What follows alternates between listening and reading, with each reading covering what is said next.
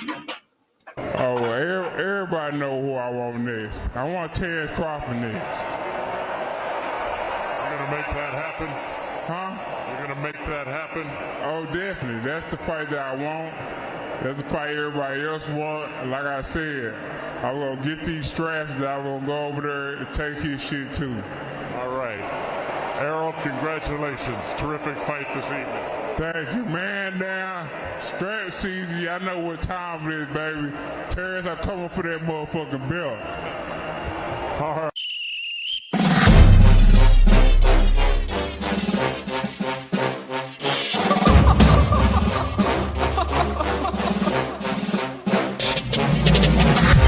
I'm not catching fades anymore. Gotta keep my hands clean when they come for the ball. Keep it smooth like a dawn, making moves in the dark. Cause I learned how to swim in the pool full of sharks. Now they coaches, cause they can't read all his motions. How the kid never switch codes, but he code switch focus. Staring down your team with a frozen, ice cold look that could end the summer solstice. Cause I'm more like the top dog. Keep on running game in the gang will it cost y'all. I be calling plays from a plane while I'm off court. But we ain't the same, you a lame, I'm a mob star. Actually, I'm a top dog on a stat sheet. Off court, but I call plays for the athlete. Laughing when the cop cars try to catch me. Cause I rolled off in a taxi. Put my feet up, I'm relaxing. Singing Figaro with no accent. While I pour strings from the streets in. Do it all with a straight face, I'm the kingpin. Top dog, top flow, boss mode. I'm the kingpin. Showstopper, top dog, God vibes. I'm the kingpin. They know I'm a dog and a beast, man. Yeah, I keep the peace with a peace, man. I ain't got no time for a piece, man. Why would I respond to a pawn? I'm the... Hold up. If I let my dogs off the leash, then you might want to get out of Dodge while they eat me. Honestly, think it's not the blood and the beef. If they don't leave anything behind after eating. I can see you soft, ever thought about retreating. If you never have, then they'll give you a reason. Better watch your tone, lose your bass when you speaking. Underneath the mask is the wrath of a beast. When you learn how to smile in their face, then go cutthroat. Then they wanna call you a con when the blood cold. I remember starving while y'all had a truckload. Now I'm with the mob with the call and the gusto. I'm a top dog on a stat sheet. Off court, but I call plays for the athlete. Laughing when the cop cars try to catch me. Cause I rolled off in a taxi. Put my feet up, I'm relaxing. Singing Figaro with no accent. While I pour strings from the streets in. Do it all with a straight face, I'm the kingpin. Top dog, top flow, boss mode. I'm the kingpin. Showstopper, top dog, God vibes. I'm the kingpin.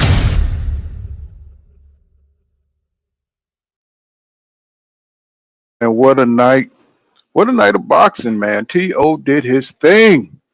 You know what I'm saying? T.O. did his thing. Now, I'm going to tell you, I'm not the biggest fan of T.O., but anytime we have an American, you know what I'm saying, fighter, you know what I'm saying, go up against a foreign adversary, I don't care if it's Deontay Wilder, you know what I'm saying, versus Anthony Joshua, or you know what I'm saying, any foreign dude, you know what I'm saying, Lomachenko, you know what I'm saying, versus definitely, I'm going for the American, man, you know what I'm saying, and I'm old school like that. Even if I don't like the guy, you know what I'm saying, personally, you know what I'm saying, I don't like T.O.'s personality, you know what I'm saying, but I do understand that he's a young man and he's growing, he's finding himself, and you know what I'm saying, he's just a little confused. But one thing I can say about goddamn T.O. is he can fight, bro.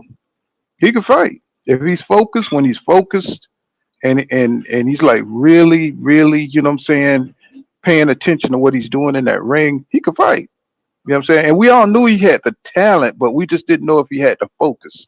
And something he proved last night, that he had the focus, bro. We saw a focused T.O. last night. What's going on, Charles Young? What's happening on Philly Bull 91? BH, what's going on? B Davis 919, what's happening? He says, what up, Pool? He said, I didn't like that black fighters comment, but he did his thing last night. And that's what I'm saying. You know, we boxing fans and we know what boxing is. So we know what boxing is. We want people that look like us to win.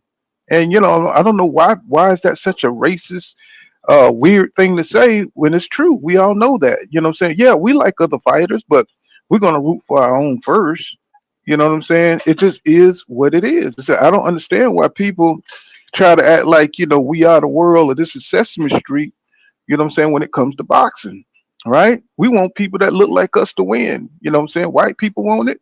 Black people want it. Hispanic people want it. You know what I'm saying? But then, when we have fighters, it don't surprise me being a fighter, being a boxing fan my age that racism, you know what I'm saying? You hear fighters saying racist things. They were all racist, man. You know what I'm saying? It's just an image that these guys put forward, you know what I'm saying, to be marketable. But most people, you know what I'm saying, they got their biases, you know what I'm saying. I don't even know if it's racism more than it's just prejudice. They've been around their people, they never been around the other side, or they don't like the other side. You know what I'm saying? It's just America, right? You don't go hang out. You don't hang. You don't go hang out with a bunch of Chinese people. You know what I'm saying? When you go out, you know what I'm saying? You don't, you might have an Asian homeboy or something like that, but you prefer to be around people that look like you because they understand you. They're going to take care of you most times. You know what I'm saying? I don't know about today's climate, but boxing has always been like that. It's been cultural, and people trying to act like that's not the case. You know what I'm saying? Everybody, only when black people like really, say express that it becomes a racist thing. You know what I'm saying? So for Tio to say these racist things is not surprising to me. You had the Rocky Marciano days and the Jake LaMotta days. Them motherfuckers were racist as hell. You know what I'm saying? They'll come out and call you a monkey real quick. You know what I'm saying? It's like boxing has always been a cultural sport, is my point. The Irish used to separate themselves from white people. And they were the, you know what I'm saying, they were the low class or whatever back in the day. And you know what I'm saying, everybody defined themselves by the coach. Look at Josh Taylor, you know what I'm saying? He's speaking up for the Scottish people. You know what I'm saying? He's prideful. So you know what I'm saying? So it just don't surprise me when I see boxers saying racist things because it's always been that way. It's just in a new day and age they think they think it's all Sesame Street. No, it's always been prejudice and cultural. You know what I'm saying? You can look at Larry Merchant and Jim Lampley. You know what I'm saying? They just try not to say it out loud, even though they do say it out loud. You know what I'm saying? And sometimes Andre Ward get on my nerves since he half and half. You know what I'm saying? He tries to bring that point of view to boxing where it's not about that. And it is, you know what I'm saying? He know it is. It's just that they're trying to, you know what I'm saying, keep a positive face on it. It's always boxing always been culture. Since Jack Johnson went through messing with white girls and the law trying to bring him to justice for taking white girls across to Canada and all over the world, you know what I'm saying? It's always been, you know what I'm saying, about, you know what I'm saying, who you fighting for and keeping, you know what I'm saying, certain fighters in place and keeping over other fighters, even if they don't deserve it, like Canelo, you know what I'm saying? It's always been that way. So I don't want to go on a tangent on that. But what's going on, JL, JFL? What's going on, JFLM? What's going Hey, on, bro? what's going on, Paul Counter? How you, man? Oh, nothing much, man. Just coming on here, and I want you to give me what you thought of the Tito Fimo Lopez win. Man, I mean, I thought he showed us some real boxing grit, bro. He showed us what it's like to have the pressure of the world, have everybody saying you're gonna lose. I'm talking about absolute. Now, there's a few people looked at Tio and had some faith, but most people were saying Tio was gonna lose this fight because he was losing his mind. And he went out there and he showed that he's a real fighter. What do you thought about all that? What do you thought about Tio on this win? Well, well, for the very beginning, when it comes to Teofimo Lopez with me, you know what I'm saying? Like, his performance in his recent fights, even starting from Lomachenko fight, bro, you know what I'm saying? I felt that he could apply way more in the Lomachenko fight. For Hmm. me, that was a draw type of situation with Lomachenko, although you might say maybe by one round. You know what I mean? But I always stick to half of a fight. There's always a half of a fight. Hmm. Now, talking points around that, they outright, people downplay Lomachenko, right? Due to whatever reason they have for Lomachenko. They wanted Lomachenko to retire. And it's funny how ironic that now they say, if Teofimo Lopez was to lose this fight, what they say Teofimo Lopez need to retire? You know what I'm saying? A certain or downgrade Teofimo Lopez. Is he ready for 140? Is he capable of staying there? Now, my stance was even his introduction at 140. But to me, he did pretty good. You know what I'm saying? Hmm. He definitely Yeah, he yeah. could have shown I mean, he could. could you talk? Yeah. Could you talk about how did you see this fight? You know what I'm saying? Like, how what did you I'm giving saw? overall stance of where I stand at with Teofimo Lopez, and then Hmm. I'm gonna comment on the particular specific fight. You know Okay. where I stand at, so I mean, because I'm not others or I'm just me. You know what I'm saying? So Well, I'm everybody just have waiting opinions on around it. certain narratives. I'm just waiting on it. Go ahead. Not that you have to wait on it, bro. Hey, I know you want me to go straight to it. I'm just saying, like you just saying, racial situations around certain fighters. That's not my angle Mm-hmm. when it comes to certain fighters, bro. I'm looking at the skill set of the fighters. You know what I'm saying? I'm looking at, okay, the mindset of these fighters. I mean, that's always been my standpoint. I don't really go into the racial shit, even though I can. You know what I'm saying? It just, for me, it's all about the skill set. Because most people, side note, you know what I mean, they bet on always black. And I'm saying that's how some people rock. You know what I mean? Because you got to support. Everybody going to support their culture. But I was going to take two when it comes down to the skill set of things, bro. You know what I'm saying? They get things twisted from the old era to the new era. But we know certain things is self-explanatory when it comes to this racial situation, bro. I mean, a lot of people jump ship off a boxer just because they lost, and sometimes they jump back on people bandwagon once they win. So I mean, everybody likes winners. You know what I'm saying? Really like, I mean, consider the losers to come back. It goes deeper than that, bro. But I'm not gonna go on the tangent. You know what I'm saying? But him having a mindset to take on Josh Taylor. Mm-hmm. My thing is that mentality right there.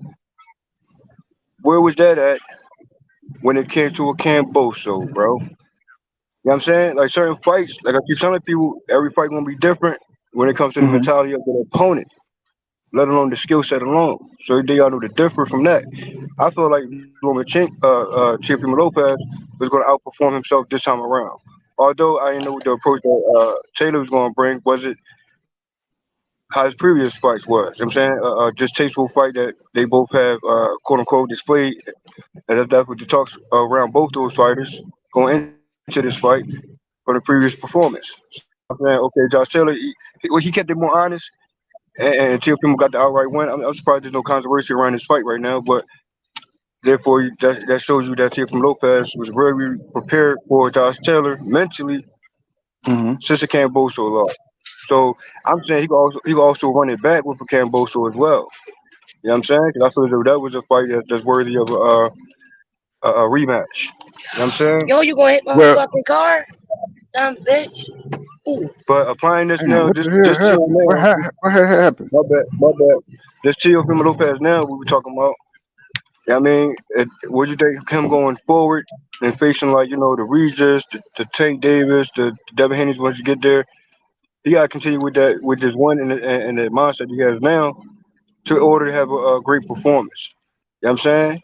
You can't slack Yeah. now, bro. You just got to bounce back fight, and and you can see why people doubt him defeating the Taylor because we know what Taylor brings. He's more of a superior boxer, and he got in the sense of if you want to compare Camboso to a Taylor, you know what I'm saying? So, Yeah.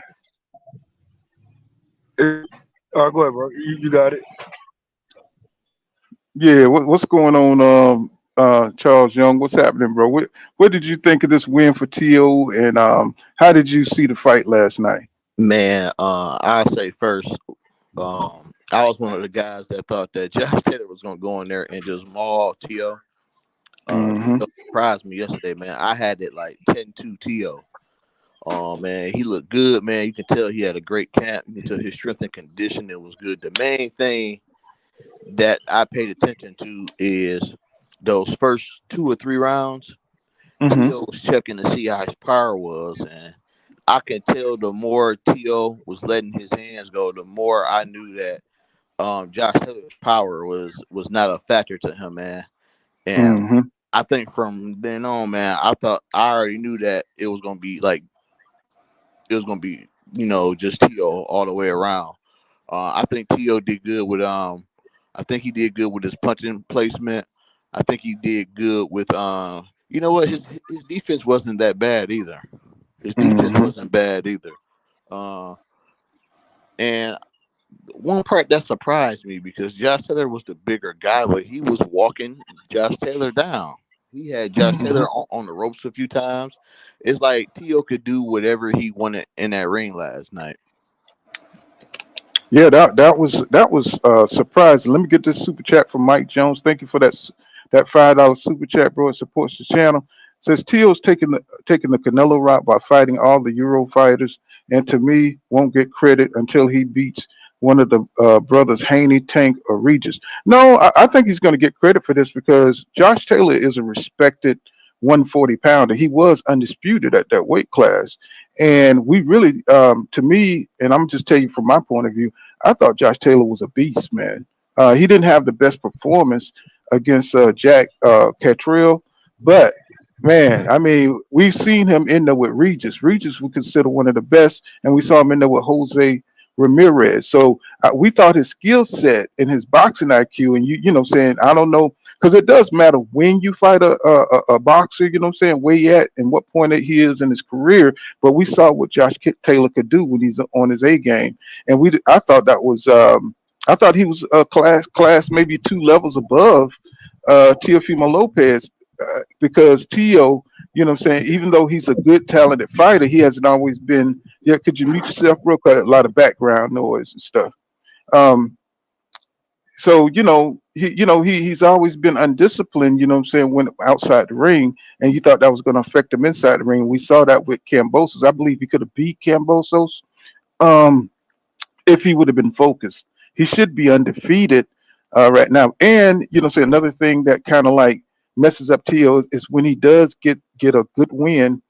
He kind of like gets the big head and he kind of like place himself above fighters instead of just accepting the challenges that we want to see him, and continue on his legacy.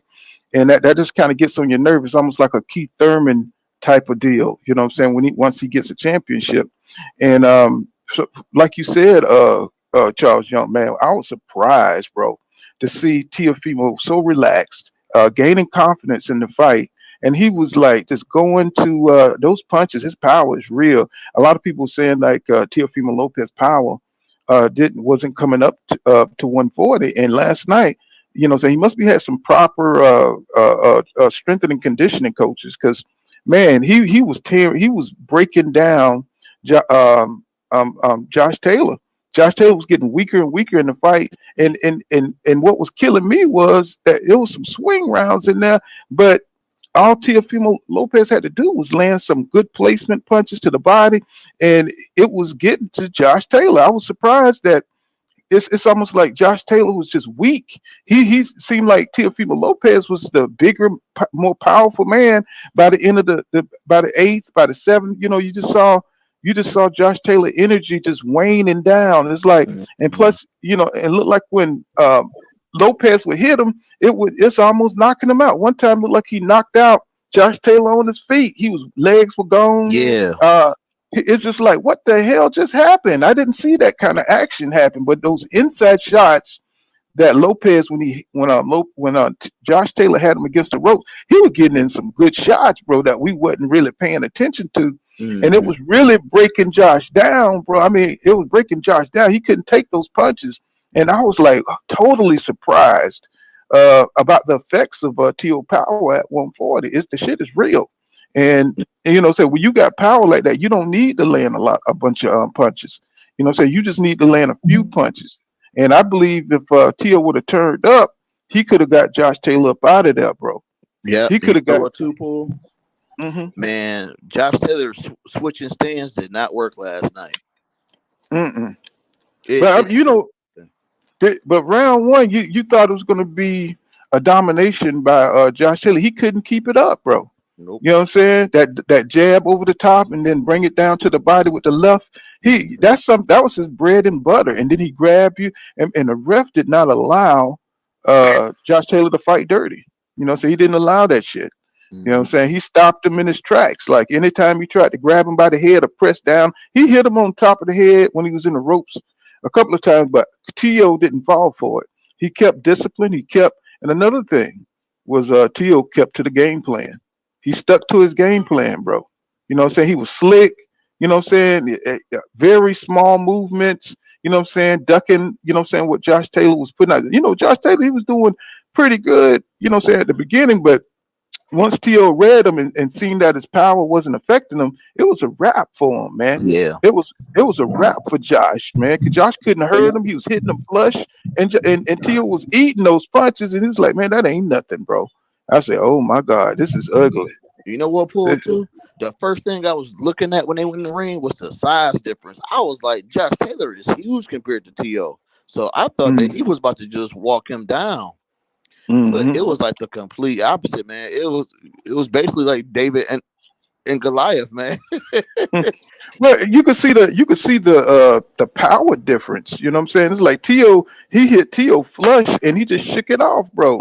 Tio, like, man, you ain't got nothing for me, bro. And once he got the confidence that Taylor couldn't really hurt him, it was over, bro. I Yeah. mean, Tio just took his time, you know, saying relaxed and placed his punches and looked like he was on a way to a knockout victory. I don't know why Tio didn't go in there and try to finish him off, you know what I'm saying, to like really, I mean, I think he's solidified, you know what I'm saying, at 140. I think his power is real, but I think he could have really sold it if he would have went out there and got a knockout, you know what I'm saying, with Josh Taylor. It looked like that's what he was going to get, you know what I'm saying, if he would have turned up at the end. You know, if he would have turned up in the 11th, he probably would have got Josh Taylor out of there. You know what I'm saying? Well, maybe Tio surprised himself too.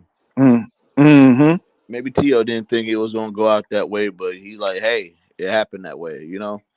Yeah. I So think he was maybe thinking like Josh, you know, because we know Josh Taylor is you know, he's a former undisputed champ, so he probably went in there like, all right, man, I gotta watch this dude. He probably got some power, but after he felt that, he probably was like, what?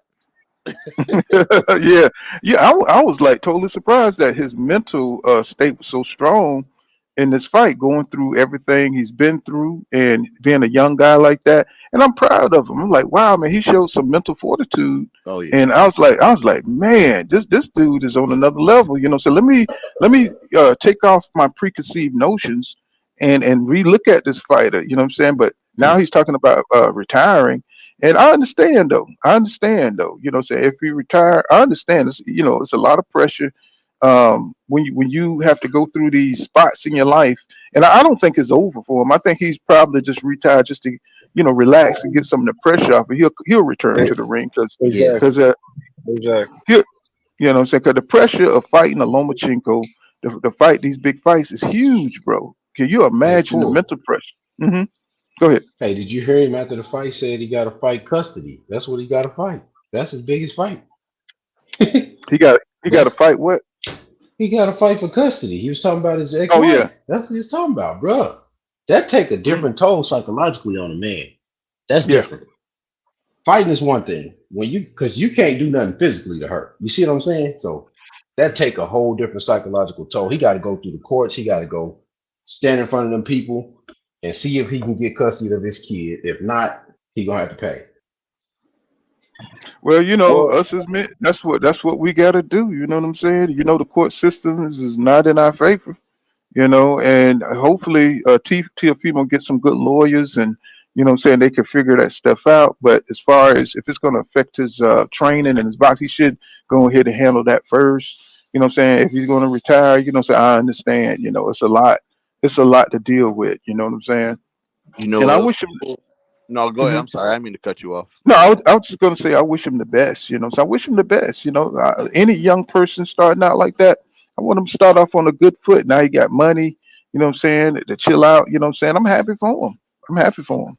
hmm I know he was But mentioning during his interview that he was only getting paid $1 million. I think he probably trying to leave Top Rank too, and I think the only way he oh can leave yeah, is to retire. Honestly, you know what? They do have that kind of sneakiness to them. They do have that kind of sneakiness. You know what I'm saying? And if you leave Top Rank, he's probably guaranteed to become a superstar because oh you yeah, know you remember Cotto and Mayweather. They all left Top Rank. You know what I'm saying, to go on to have great careers. You know what I'm saying? Mikey Garcia. You know what I'm saying? Anybody that was top rank prospect or champion, you know what I'm saying? When you leave top rank, let me tell you something. You go on to do great things, you know what I'm saying, in boxing. You know what I'm saying? And this might be time. This might be the move he's trying to make to get up under the thumb of Bob Arum. You know what I'm saying? So you don't have like, like he can make more money, you know what I'm saying? He can make big fights, whatever fights he want to make. You know what I'm saying? Let me get this super chat. Mike Jones, thank you for that $5 super chat, bro, for supporting the channel. He says, Tio been calling out Taylor at 135. Obviously, he knew back then Taylor was easy work 2 years ago. He never called out Devin, though. Well, these boxers, they making calculated strategic moves. It's hard to make it to the top ranks of boxing, and that giving you the opportunity to make millions and millions of dollars. And so, To, some fighters are true prize fighters, and some fighters fight for both legacy and money, right? And we got to figure out as boxing fans, say which ones, that are doing for both, or which ones just want the business of boxing. And what I'm saying? Tio obviously got the talent to be at the top of the division, but do we want the pressure of the legacy side? You know what I'm saying? Having to fight the killers like a Matisse, or fighting the killers like Regis Prograis, or do we just, want to pick off certain names like Canelo and and survive and make the big network money? You know what I'm saying? And that's what we're looking at, with fighters today. We're the old boxers because we want to see the legacy. We want to see these fighters fight for legacy, but they also got to secure their futures. And that's where the balance come in at, I think. Where we get upset, when we want to see him fight the best, but he don't want to lose his spot, by fighting the killers, AB did that, and look where he ended up fighting all the best in boxing. Sean Porter, I mean, he fought for legacy. He fought the best. You know what I'm saying? And everybody still shit on Sean Porter, even though he fought Yeah, everybody. hmm hmm yeah. Also to add on to that is for me, it's all about the mentality of the fight and they return it. You know what I'm saying? I'm still saying, Adrian Broner still has many fights left in him, and he's got to get his mental right. When it comes to certain fights he could actually make, it's unfinished business at certain divisions. You know what I'm saying? And now that Teofimo Lopez off of AB right now, but Teofimo Lopez, we got to say congrats. You know what I'm saying? Because he defeated a Taylor, man. You know what I mean? I always compared Taylor to even like, the mindset of certain female boxers, which is another Taylor. You know what I'm saying? They the type of fighters who, you know, use your best assets against you and use all these toolbox, you know what I'm saying, and not being repetitive with it, you know what I'm saying? Just great. That's what the Taylors that I've seen, you know what I'm saying? Katie Taylor and Josh Taylor. You know what I'm saying? They have similar monsters when it comes to certain approaches and certain fights. hmm And yet they still got defeated based on their opponent mindset by picking them off at the right time. So his approach had to been calm in this fight and pick up as the fight goes on. You know what I'm saying? It could have been more of a roughhouse situation in this matchup.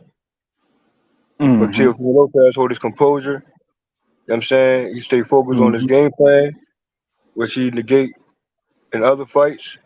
That's the Tio I'm talking about right there. Do everything Yeah. you got everything in tricks in that ring that you can do, but you ain't applied in certain fights. And I'm like, okay, now let's weigh it out when it comes to future opponents. You know what I'm saying? So mm the pressure's still gonna be on. He still got to face Haney. Maybe that mentality during that time frame. Now it's at a bigger weight, if possible, if it's going there. So that's you're gonna have a certain mindset still, even attached to a Haney or attached to a Tank Davis. And even though Taylor, uh, great opponent for anyone, he still got to get in a room with Tank Davis. You know what I'm saying? Mm-hmm. So Well, you I'm got not to I'm think not gonna Tank. overlook I'm not gonna overlook certain fights due to certain losses and say, okay, certain fights can't be made due to a certain loss. I'm like, no, Taylor got to get a run back fight or comeback fight or I mean uh, a mental heavy mental type of fight when it comes to Tank Davis. You know when you say Tank Davis' name, that's a pressure of all pressure type of matchup with Tank Davis. And Taylor has to be there. So is Teofimo Lopez has to be there mentally, so we got the best fights that we want. But the outcome gonna be the outcome once that fight's get made. But currently, right now, bro, I salute Tio for bringing what I've been seeing from the very beginning. Now keep it going, keep it consistent. You know what I'm saying? Yeah. At your level. You know what I'm saying? Yes, sir. So let me shout out Mike Biggs Boxing, man. Y'all know Mike Biggs Boxing, man. Great content over there. If you like my content, man, check out Mike Biggs Boxing. You know what I'm saying? And let me see. Troy Moore says, I feel like he's trying to be the heel to boost his markability. What's going on, Renee Box Young? Y'all subscribe to Renee Box Young. You know what I'm saying? If you like my channel, man, Renee, he kick it, you know what I'm saying, all by all boxing, you know what I'm saying, and in all weight classes, you know what I'm saying. Check out Renee Box Young, you know what I'm saying. Let's see. And Renee says, amazing work by Tio. Wow. Yeah, man, I am. He says, man, Tio has so much more to give in that ring. Hopefully his retirement claim is temporary and he returns. Oh, I meant to go to KP. KP, what you thought of this thing, man? What you thought of this win for Remember I Tio? told you before the fight yesterday, I said Taylor was gonna win? Man, Tio Mm-hmm. made me eat all that egg. Tio Tio is explosive. And I don't think Taylor was prepared for the explosiveness. Um, you know who Teofimo reminded me of last night? In What? spots, he Who? reminded me some of Shane when Shane was at 35. That's what he Mm, reminded me of. That's mm, what his body and his size looks like at 35, 40. Because Shane never stopped at 40, but that's what his body looked like. But I think that's his best weight at 40, and we're gonna see the mm-hmm. best fight from him at 40, based on what I seen last night. I mean, I thought But Josh Taylor could beat Tank Davis, Teofimo, Devin Haney, all those guys at that weight. After seeing last night, Teofimo showed what that athleticism does to him. It changed the game. It's Yeah. gonna be a hell of a fighter that's gonna beat Teofimo Lopez at 40. You gotta be a hell of a fighter. so you utilize his athleticism even more in this fight compared to his previous fight. That's what I'm saying. Like sometimes he gets stiff and get extra stiff, and that's when it becomes an issue. Then you'll see Taylor would have most likely been the winner if Teofimo Lopez didn't utilize his attributes fully. But you know what I mean? Because you know with Tio, he gets stuck in the mindset like be too stiff in the ring. I'm like, oh, loosen up, man. Have fun in that motherfucker, bro.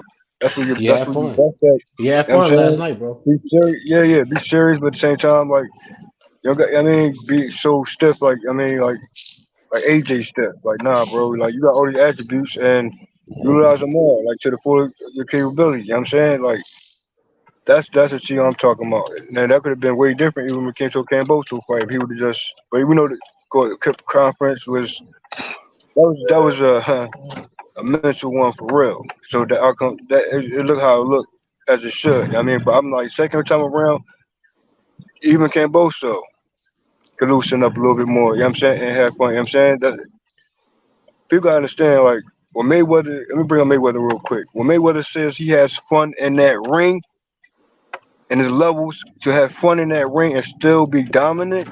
That's the mindset Mayweather was talking about and actually showing and performing in his fights.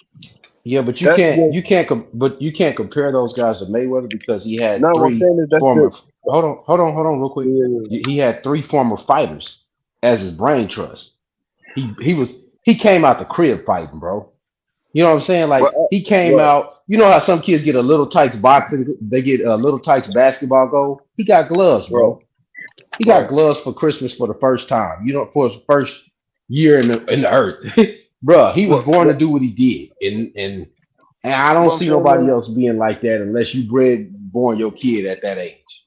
no. I Mayweather's a mean, different. He's an anomaly. It's not going to be yeah, another one of them. I understand that. I understand that fully, man. But you still got to take into consideration. These are fighters that are getting into the you know how can I say? Oh, what? Oh, okay. Well, what I was trying to say was, it's a mentality to have fun in that ring. Like you still have the example of Teofimo having fun in the ring. Do you not? Yes or no? Oh yeah, he had fun last night. Yeah, Okay. And then also he applied the game plan. He stuck to the game plan while having fun doing it. That's still a but Mayweather-ish effect, but not at the level of Mayweather. So I'm not comparing uh I get what you're showmanship saying. or the It's just that sparring. he got I'm out the saying, ring and started talking about retirement right after the fight, bro. So like he went but for no, his no, no, highest no, height no, no, to a no different retirement. psychological.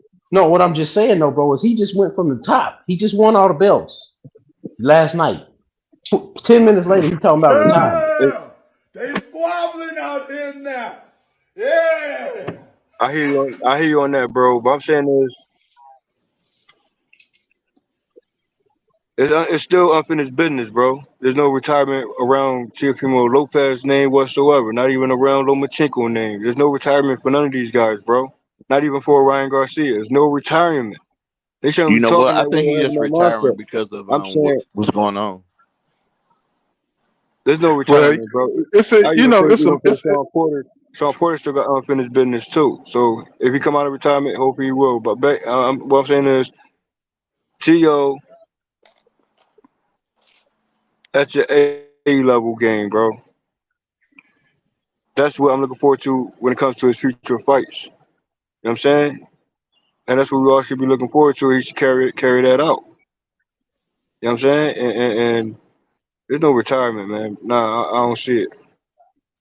well, I mean, it's all good, but that's kind of a minor, minute point. You know what I'm saying? Because what I'm looking at is the pressure that To was under. The whole world was saying Josh Taylor was going to beat the hell out of him, and you know what I'm saying, he had the world on his back, saying, you know, you're not that dude at 140. You know, people don't like him. So, you know, saying he had a lot of pressure, you know, with the court thing going on with his kid. And what was amazing to me is how he was able to block all that out as a man and go out there and win the fight against a great opponent, Josh Taylor, who's been in the veteran, who's been in there. I call him the King of Scotland.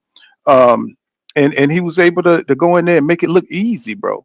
He went out there and you know, I didn't think that he started having fun until he realized that he was the man in there, till he got the control. And it took a while for him to get control of the fight. But Josh Taylor, he wasn't as aggressive as I thought he would be.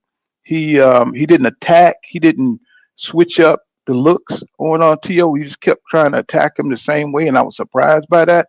I was like, "Where's the Josh Taylor that was more tricky? What was the boxing IQ, the ring IQ of Josh Taylor? He just tried to go out there and tried to take advantage of a fighter he thought was mentally incapable of holding it together, and he tried to go out there the first round and rush him and tried to see where he was, and To just shook that shit off like, bro, I'm here.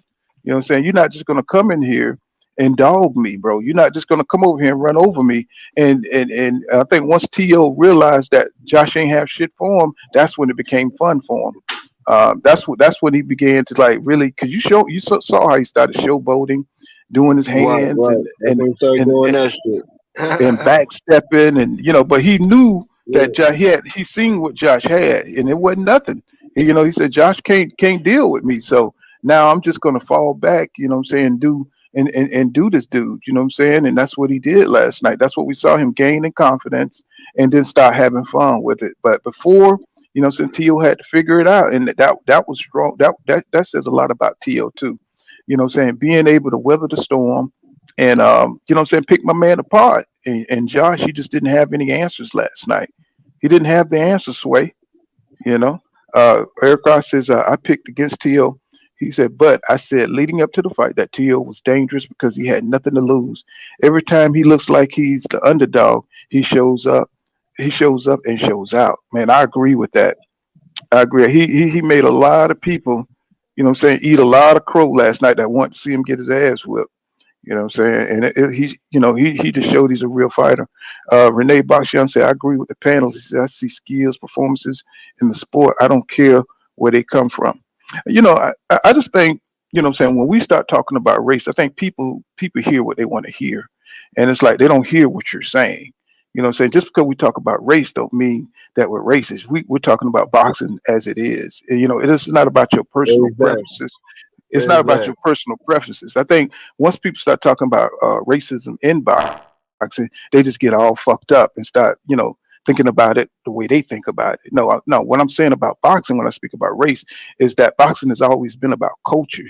The culture you go for. Of course, you have people that, you know, say they come from all walks of life and they're more advanced or whenever you were born, you know what I'm saying, you look at race differently. But from what I know from being a 54-year-old man in this country, you know what I'm saying, is that I've seen it started off that way, you know, from Muhammad Ali. They hated Muhammad Ali. They love him now, but back then everybody hated Muhammad Ali from the time he did not enlist to the army, you know what I'm saying, from the time he threw his gold medal, Olympic medal away in the river, right?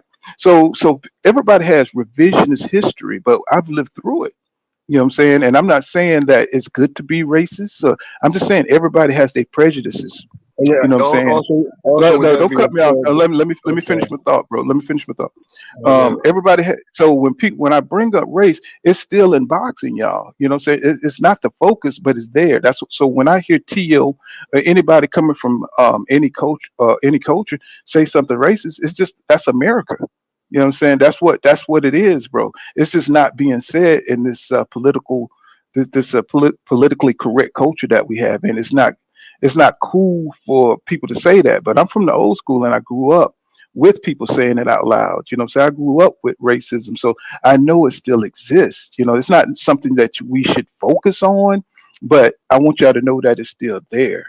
You know, so people want to see people that look like them or come from their culture win. Of course, you got boxing fans who like the skill set. They don't care about the culture.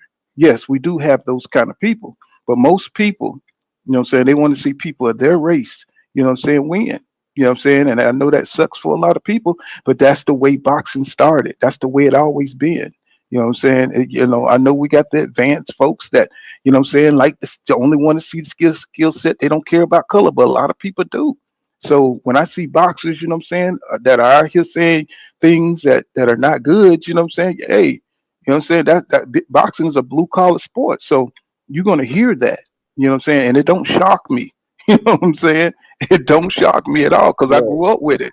And that's what I'm trying to say. I'm not trying to say, you know, you should care about these things, but I'm just saying boxing is a street level or a blue collar type sport. So, you know, right, trying to make it sophisticated, trying to make it a, you know, saying this paragon of morality, it's not real, bro. No, these are street people that came off the street, a lot of them, you know what I'm saying, and they trained themselves up, you know what I'm saying, from childhood, and they were able to, they had talent to throw them hands, you know what I'm saying, and all that other stuff is, you know what I'm saying, irrelevant. You know, Mayweather is a guy that came from poverty. You know what I'm saying? His dad was a drug dealer. You know what I'm saying? His mom, you know, look at Terrence Crawford family. You know what I'm saying? So these guys come from traumatic backgrounds to become millionaires, you know what I'm saying? So, but it's not going to change who they are and where they come from, you know what I'm saying, how they act. So they may not say the correct things, you know what I'm saying? They may not have the breeding or the pedigree, you know what I'm saying?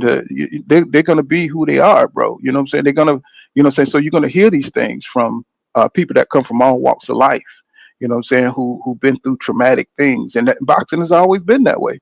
You know what I'm saying? We have a few statesmen like Andre Ward, George Foreman, you know what I'm saying? It's people who can overcome their past, you know what I'm saying, the past traumas and stuff. But boxing has always been, you know what I'm saying, a real raw sport. And so to me, when I hear fighters, you know, make, you know what I'm saying, crazy statements, you know what I'm saying, it don't surprise me. You know what I'm saying? We've always seen that. We've seen boxers say crazy things in the ring, racist things in the ring. When Devin Haney said, you know, I'll never let a white boy beat me. You know, so a lot of people took that personally. They was like, oh, how could Devin say that? I'm like, bro, come on, man. Y'all, we grown ass men. You know what I'm saying? It's like, you know, everybody's, you know, trying to fight, you know what I'm saying, to be the best of where they come from.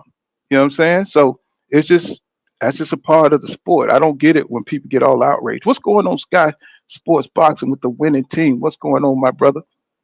You know what I'm saying? I just don't get the Well, sensitivity towards it. boxing fans are fickle. You know what I'm saying? So it's kind of like it's all levels of boxing fans, bro. So you gotta just overall as a whole, that's you gotta just take it as it is. Like you said, where you stand at with it. You know what I'm saying? So that's not going to change your viewpoint on how you look at boxing and culturally and all the above with it. You know what I'm saying? But other people's, they got their preference. You know what I'm saying? So you gotta respect that. You know what I mean? So I just know where I stand at. You know what I mean? When it comes to certain things as well. I mean, uh, Did y'all see? Did y'all see the Munguia Derevyanchenko fight? I totally forgot that they were fighting last night, man. And once mm, again, Derevyanchenko, man, he got dropped. I think in the last round, and they wait. One thing I hate about that fight is that they waited for Derevyanchenko to get old, but Derevyanchenko I oh thought wow. still battled him maybe to a draw. I didn't think it was that clear cut.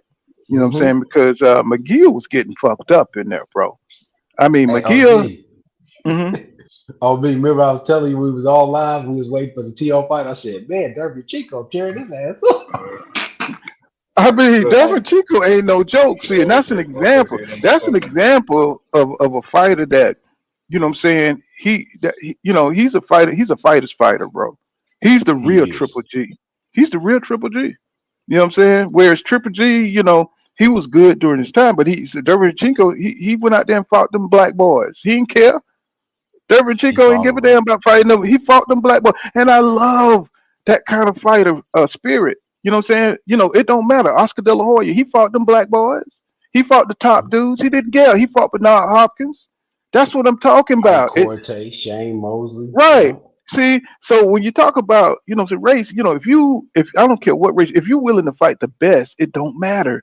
But when you start picking and choosing and you trying to strategically, fight people you could possibly beat. No, Oscar De La Hoya went out there and fought Shane Moses. In fact, Shane Moses was a killer, bro.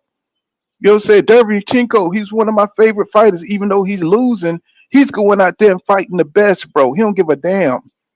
You know what I'm saying? That's what I love about Derevyanchenko, man. And he should have won a lot of those fights. He should have beat Triple G. He beat Triple G, in my opinion. You know what I'm saying? So, Yeah, I remember that. you, so Derevyanchenko is a fighter's fighter, and I love that guy. I love him, man, because he got balls, bro. Win or lose, nobody care about the losses, bro. It's about how you go in there and fight, the caliber opponent you are. He went out there and gave Jamal Charlo one of the hardest fights. I think probably the hardest fight he ever had, bro. You know what Me I'm saying? too. And he's old, bro. And that dude, he's going out there giving it all he got, and he's getting screwed over by the system. You know what I'm saying? That's the real Triple Hmm. G to me. You know what I'm saying? That's Hey, the real hey, Triple G. OG, his record is gonna look bad when we look at it, but when we look at it from when we watch the fights when he fought, we know what he was giving them dudes in that ring. He was giving work. He was Man, I giving mean, out did you work. see? Did you see how he was taking the shots and they were trading hooks and I Man, was he like, was oh my tearing God, homie just a up, man. young, I'm bigger. glad you That, turned to it because remember you wasn't watching it, and we was in the. I was in the chat talking to you. I said, Derevyanchenko got him hurt. It was like the first or second round, and I thought he was gonna get Munguia out of there. He hung on, but man, Derevyanchenko was putting some leather on that kid. Whew. man, imagine if he was 2 years younger or 3 years younger, Ah, bro. he would have been out of He would have been out of there. And we seen what Derevchenko could do in the amateurs, bro, when he fought Castano. I was mentioning that the other day. And that dude is a beast. He missed his spot, bro.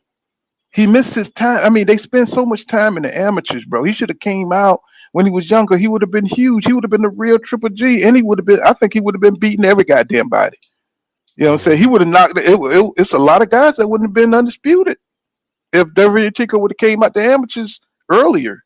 You know what I'm saying? And He was you good. know, He was a nice fighter. bro, I mean, for a young guy, McGill is huge. He's massive, fast, hands. He just has no defense, bro. No defense. And I was just like, he's fighting Derby and Chick. This guy's skilled. This guy know what he's doing. I love how he picks his spots. The fight, you get to see the veteran in Derevyanchenko. He's a fighter's fighter. And for them to they tried to wait till this man was 40 years old to go out there to put him up there against for McGee. He probably got about 40 damn fights. I can't name one of them that McGee had. Nah, Yeah, Munguia Can't ain't name fought one of nobody. them. So he finally Yeah, steps up they and ducked him gets off after he beat Saddam Ali. Remember? Falumaloom. He gets Falumaloom in there by Remember they ducked Derevyanchenko. him off after Saddam Ali. Remember? Right. You know, so now they think Jamal Charlo is food. They think his head ain't in the game. They're trying to get McGill to fight him. But I think they better think twice about that one. You know what I'm saying? They better No, think twice he gonna about get that one. ducked. You know what I'm saying? Because Jamal might have to come in against Carlos Adamas, and that's going to be. I'm not sure. I don't know if Jamal can get that fight. If he can win that fight coming off a layoff like that, because Adamas is real, bro.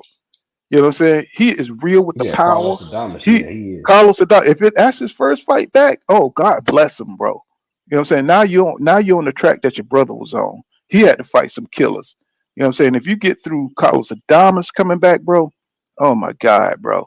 That's gonna be a hell of a fight if they make that fight. Um, but it shows the confidence, you know what I'm saying? Going for the best. Win or lose. You know what I'm saying? You don't have to win. Yeah, I mean you go out there and you fight your heart out. You know what I'm saying? And you're still young enough, you know what I'm saying, to come back and fight again. Run it back. You know what I'm saying? I don't mind seeing Devin Haney run it back with Lomachenko. You know what I'm saying? I want to see Devin fight Tank Davis. I want to see him fight, you know what I'm saying, Regis Prograde or Tio. I want to see all those fights. But You these know these what? guys got to get in the ring, KP. Yeah, they got to get in the ring. But boxing has been good to us for the last couple of months, if you think about it, because we got undisputed lightweight. We just got the undisputed junior welterweight, I mean, and now we getting undisputed welterweight next. So boxing's Hmm. been really good the last few months because that was May when Devin Haney fought, and it's June now when this fight just happened last night, and then in July we get the undisputed welterweight. So boxing's been good the last, if you really think about it, man. Boxing, because Yeah, because but I was like, man, I'm tired of it after a while, but man, they done came back with a bang right now. yeah, but look how long we had to wait, bro. You know what I'm Yeah, saying? we did have to wait, bro. Look how long we had to wait. What's going on, William Old School? What's going on, PhD Big Dog in the building, man? What's going on? Real boxing enthusiast right there. Slime, what's going on? He says, let me see. Renee says, he says, Kel, I remember you on that. He said, it mostly likely doesn't happen. Next, my guy. And Kel's like, Floyd already said that the fight they want, and Tio said that he's about to wait for Tank. So Tio's looking for the money. You know what I'm saying? He ain't trying to prove no legacy shit. You know what I'm saying? He ain't trying to fight no Matisse or Regis Prograde or trying to unify. You know what I'm saying? He's trying to get that big money fight. But I doubt if Tank come up to 140 to fight Tio. You know what I'm saying? Even though that would be a nice fight, you know what I'm saying? Two guys with that kind of power. Um, you know what I'm saying? Tank, I could see Tank walking down Tio. You know what I'm saying? Because he only got that right hand. You know what I'm saying? And I think Tank is the next level boxing IQ type guy. You know what I'm saying? I think he could figure out Tio and withstand that power because he got a hell of a chin. But I also could see Tio hurt Tank too. You know what I'm saying? Because he do have power. So that would be a good one. I'm just working it out in my mind, folks. You know what I'm saying? I hadn't even considered that fight. You know what I'm saying? Happening. Let's see. Let's go down here to the comments. See. Mm-mm-mm-mm. Let me see. Damn, boy, I done missed a lot of comments. God damn. Let's see. What's going on? Oh, King Judah up in the building. Let me go ahead and drop the link for King Judah. Let's see. Yeah, but I like Derevyanchenko, man. I just think he's a statesman of the sport. He don't get enough publicity, in my opinion. What's going on? Just do boxing in the building. What's happening, bro? You know what I'm saying? Respect to you, my brother. Yeah, I think Derevyanchenko he get the short end of the stick every time, and they looking at how old he is, and they really think that they could take advantage of him. But I think he showed that he's dangerous, still dangerous. He's just getting age. He's just getting up in age and stuff. And I think if he would have had like what I'm saying, I think if he would have been a couple of few years younger, he would have knocked out McGill. You know what I'm saying? He would have knocked his ass out. What's going on, King Judah in the building? What's going on, my brother? Man, what's up, bro? Look, I came on because look, bro, I got an issue. All right, I do want to make one thing clear. Okay, Tio had a good win last night, right? He didn't beat a complete bomb. But one thing I'm not gonna do, bro, I see people. What's bothering me? I see a lot of these athletes, like all these boxers. They got compilations of them giving him his props. A lot of these is black boxers who he just got through disrespecting black people as a whole. Now I'm not gonna be sitting here all on this dude Jock, giving him all the praise because he beat a Josh Taylor that most of us had questions about after the Catterall fight anyway. Whether or not was he ever what we thought he was in the first place, or is he on a downfall? So again, T.O. got a good win, but it's a win that still got question marks on it. Because you beat a Josh Taylor that we all saw lost to Catterall and didn't want to give him a rematch. On top of that, like I said, bro, this dude just disrespected black people as a whole. You got it's nothing but when I look online, it's nothing but black people giving this dude props. I'm confused right now. Why is it that when it's not a black fighter, why when he does the minimal, he gets the maximum result in the world? Like he just did the minimal. He beat Josh Taylor. Come on. I mean, okay, you got a belt at 140. You're not undisputed. You're not even unified. You see what I'm saying? Bro, I'm just having an issue with all this praise T.O. getting overnight as if, you know, I mean, then the thing on top of that is okay, you beat a good fighter, but you haven't fought any of the guys that you were tied to coming up there. You see what I'm saying? You've been having Tank name in your mouth. You didn't fight Tank. You always had Devin Haney name in your mouth. You didn't fight Devin.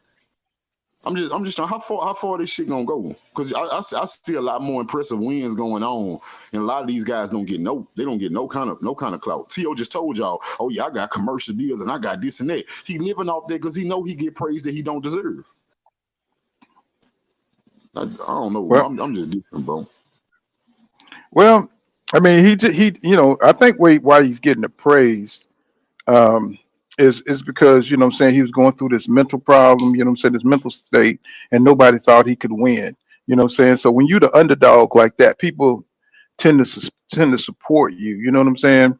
Um, he overcame, what I'm saying, a lot, bro. Nobody thought he had a chance. Everybody was hating on him, what I'm saying, saying that, he's not on Josh Taylor level. So that's kind of big. That's why, what I'm saying, people are saying this kind of thing about him. I mean, he proved a lot. He proved that he's a champion. What I'm saying? And that's why he's getting the praise. So, what I'm saying, I understand it. What I'm saying? It's not a big deal, what I'm saying, for me. What I'm saying? I mean, of course, I don't like his personality. Damn, I don't like his personality. But you got Terrence Crawford out there saying it. You know what I'm saying? Congratulating him. You know what I'm saying? He's going to get his props from all the pros. Because they know what it takes. What I'm saying, to get in that ring and train during the training camps and have what I'm saying, the world saying that what I'm saying, you're going to lose. And I think that's the biggest thing for Tio. What I'm saying, he really came out of that 135 division, kind of like romper room. What I'm saying that he can't really hang with the big dogs at 140. And I think he proved that he can. And I think that's the big difference. You know what I'm saying? That yeah, he could compete at 140 and he could compete at a high level. He just beat Josh Taylor, who's considered a big dog at 140. So that's why people giving him his props. Now it's kind of like when Bobby Brown left New Edition. You know what I'm saying? To do grown people music instead of that bubblegum music. You know what I'm saying? He started talking about getting hoes and everything and getting down. You know what I'm saying? So now he's graduated. So now he graduated. You know what I'm saying? But did you see? He's Did not you he's see not some? singing Candy Girl.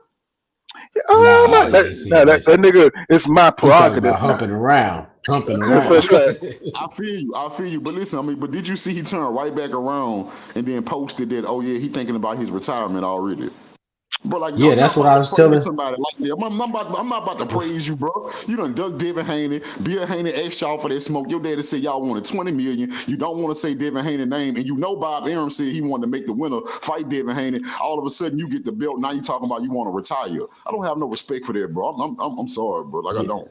I feel what you're saying, Just G. What I'm just saying, kill what my I new said edition earlier. shit. Mm. Yeah, he did. Hey, He just what kill I my. said He deserves earlier this was shit that all over. what hey, what I was telling dude earlier was that Tio went to the mountaintop, won the belts, then jumped out the ring and talked about retirement. Like, bro, that don't make no sense. Like, it's like almost talking to somebody that's on drugs or so. Like, one minute they're like, yeah, praise God. Then the next minute they're like, give me that coke. What? Like, hey, dude, like you got to decision who you gonna be today. Because Well, Tio is he's so up and down. It's kind of hard to root for him with any consistency because you don't know what the hell you're gonna get with the dude. He's like facts. Mayorga or something. He's like Mayorga, Yeah, bro. yeah, but he ain't as bad as Mahoga. Just absolutely didn't give a shit. It was all just a moment in his life. Like, you know what I'm saying? This is all extra for me because you see where he ended up on the streets, you know what I'm saying, in Nicaragua or wherever he's from. And Damn. and you know what I'm saying? It's like Tio, I mean, I understand the pressure, bro. Y'all, we gotta understand, bro. We just watching, we're boxing fans. But y'all got to understand the pressure these guys be under. They on the spotlight.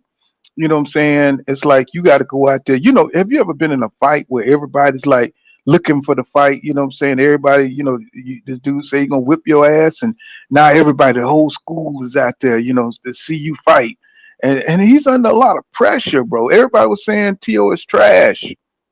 They were saying that. I mean, you had other fighters, Paulo Malignaggi. You had people saying that mentally, he was going to get drugged and he's not ready. You had Jose Ramirez saying, say he wasn't ready. You had Regis Prograis saying he's going to get done dirty, and the whole world was just lining up against him. You know what I'm saying? The line on the left. You know what I'm saying? And they were like, okay, Tio for to get his ass. He went out there and he showed them like, look, fuck y'all. You know what I'm saying? Fuck all you haters. You know what I'm saying? Go eat a dick. You know what I'm saying? I'm finna beat this dude. And he did that. You know what I'm saying? I like that. That's the American spirit right there. You know what I'm saying? He showed a lot of American spirit. Went out there, fuck the naysayers, you know what I'm saying? Pompous, arrogant as ever. You know what I'm saying? And he whipped Josh Taylor ass. And we got to tip our hats off. That's what we want to see. That's what we want to see in boxing, regardless if you like the nigga or not. You know what I'm saying? He went out there and showed grit. He went out there and showed a fighter spirit. What he got, and he showed that to us, and I'm proud of him. I'm like, wow, bro. You know what I'm saying? You really really a great fighter. I ain't gonna say a great fighter. I'm gonna say a good fighter. We'll wait to see if he comes back and you know what I'm saying take out somebody else. But I mean, I'm gonna give it to him. I'm gonna give him his credit. I'm gonna give him his flowers. You know what I'm saying? And if he retires, that's cool. I understand. You know what I'm saying? He got a lot going on. You don't want to see the man in the next fight, you know what I'm saying, take a L because like when he was in the Cambosos fight, you know what I'm saying, take a L because he's not mentally there. We want to see the fighters fight at the best. You know what I'm saying? And that's what's important. You know what I'm saying? Not you know what I mean? You know what I mean? What's going on, Renzo? What's happening, bro? Where Hey, everybody so went? I just nah. I wanted to let you do your thing on it. You know what I'm saying? But I wanted to say this. I don't like Tio. I'm gonna just come straight out and just say that I don't like Tio. But as you were saying, I gotta give him his props. You know what I'm saying? And I do give him his pride. He done that. You know what I'm saying? Even though, like my man was saying, or I don't know my man name who was speaking earlier, but he gave the rundown on it. Like Mhm. yeah, that wasn't the same Taylor. You know what I'm saying? Like, and we know it was some possible weight issues, and but at the same time, we ain't gonna make excuses. You know what I'm saying? Both of them came off bad losses because I think both of them lost their last fight. And I think most fans really truly agree with that. So they kind of was in the same kind of position. You know what I'm saying? So T.O. did that. I can't take that away. But at the same time, I respect him as a fighter. I don't respect him outside of that. You know what I'm saying? As a person. Yeah, yeah, I I understand. respect him as a fight. Like in the ring, you better come with it. You know what I'm saying? You got to come with it on. You got to stay on him. Just like your boy put that pop on his Thing ass is, I in just the last fight. don't like the double standards, bro. That I don't like the double standards.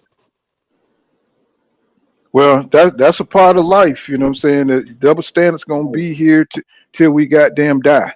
You know what I'm saying? And Yeah, and I break down and I go to whining about double standards a lot too on my channel.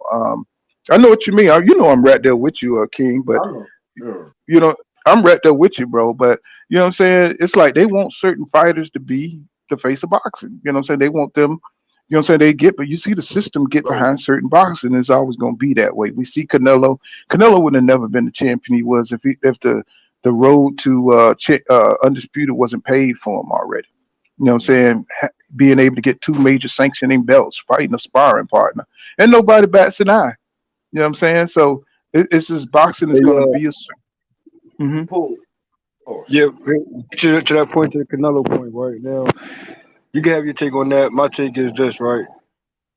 If Teofimo Lopez saying anything about retirement, bro, Canelo not even saying that. And guess what? Canelo could have said retirement way before he even moved up in weight. But what Canelo did, bro, he doubled back and made a trilogy happen that most felt that was irrelevant, and he made a trilogy happen with Triple G. Although people feel about how do you feel about the Triple G performance or Canelo performance. What I'm saying is there's no retirement even not even for Canelo, bro. He still got to go down his list. I And feel you, bro. facts. Tio, he has to remind himself, although you accomplished recently and it's feel good, and you shockingly defeated Taylor, because you shockingly went back to a mentality that you have to performance wise to be at your best level. But there's no retirement talks from here on out. Not even for Tio, bro. Until you get like 10 more fights in you, bro, 15 more fights in you, bro, moving up in possibly another weight division as well. Come on, man. But hey, if he's saying this too soon, bro, it's way too early for any of these fighters from 130, 135, who just now getting into a division. Talking about some retirement talks. Right. I'm not tolerating that from no Tank Davis, I'm no Teofimo none of them. Lopez, no Ryan Garcia. I can go None of down them. that list as well. Straight whole move. So I'm calling straight bit. Like I'm You not a agree with that? professional fighter. All right, go ahead, bro. I'm sorry, but I'm gonna just land my plane real fast, though. I'm not a professional fighter. None of us on this panel are. At the same time, bro, like they chose this life. This is your fucking job, dog. Your job is to go out there and put on the fights and make money. You know what I'm saying? And in order to be the best at that, you have to fight the best. You know what I'm saying? And and Oh, that, I'm and with you. and he's done that for the most part. He's done that, but for him to sit up there and talk retirement, dog, like he just Julio Cesar Chao, whoever the fuck, you know what I'm saying? Like he just 89 and old, some shit like that or whatever, bro. To my man that's point, what I'm saying, bro. Like, Canelo didn't even do that when he fought Triple Fraud. So when he fought Triple Fraud, and like he said, that pointless trilogy, you know what I'm saying? That we didn't bro, really that's the ask for. point. That's what I'm saying, bro. That's why I'm not gonna buy into bro. Do y'all know what they call that in psychology? Was somebody delusional and then you back that shit up? They call that shit enabling. I'm not gonna enable his delusion. Yeah, we I'm enable not him and doing we this shit. praise him Yeah, for so it. y'all don't. Not only do we enable, we praise him for it. So you mean tell me y'all don't consider Teofimo Lopez a 2 times undisputed champion? Y'all don't consider him a 2 time Hell undisputed no. champion? No, Y'all for the simple fact, motherfuckers. Lomo was never undisputed. Devin always had the Y'all WBC. some damn haters, boy. Y'all some Devin real haters. That always, man said you he know was 2 times undisputed champ. I was like, oh my god, this nigga here crazy as fuck. that. I did not just hear that. I was like, this nigga crazy as hell. One thing I don't like, Hey, Pool, check this out, Pool. This is another thing. This is a problem I have, bro. It's cool. Like I say, his win, I'm not going to discredit him for that win, bro. I don't think Josh Taylor all that, but Josh Taylor is obviously not a bum. You see what I'm saying? He didn't beat a Right. nobody. But my thing is this, bro. It's like with every other fighter, right?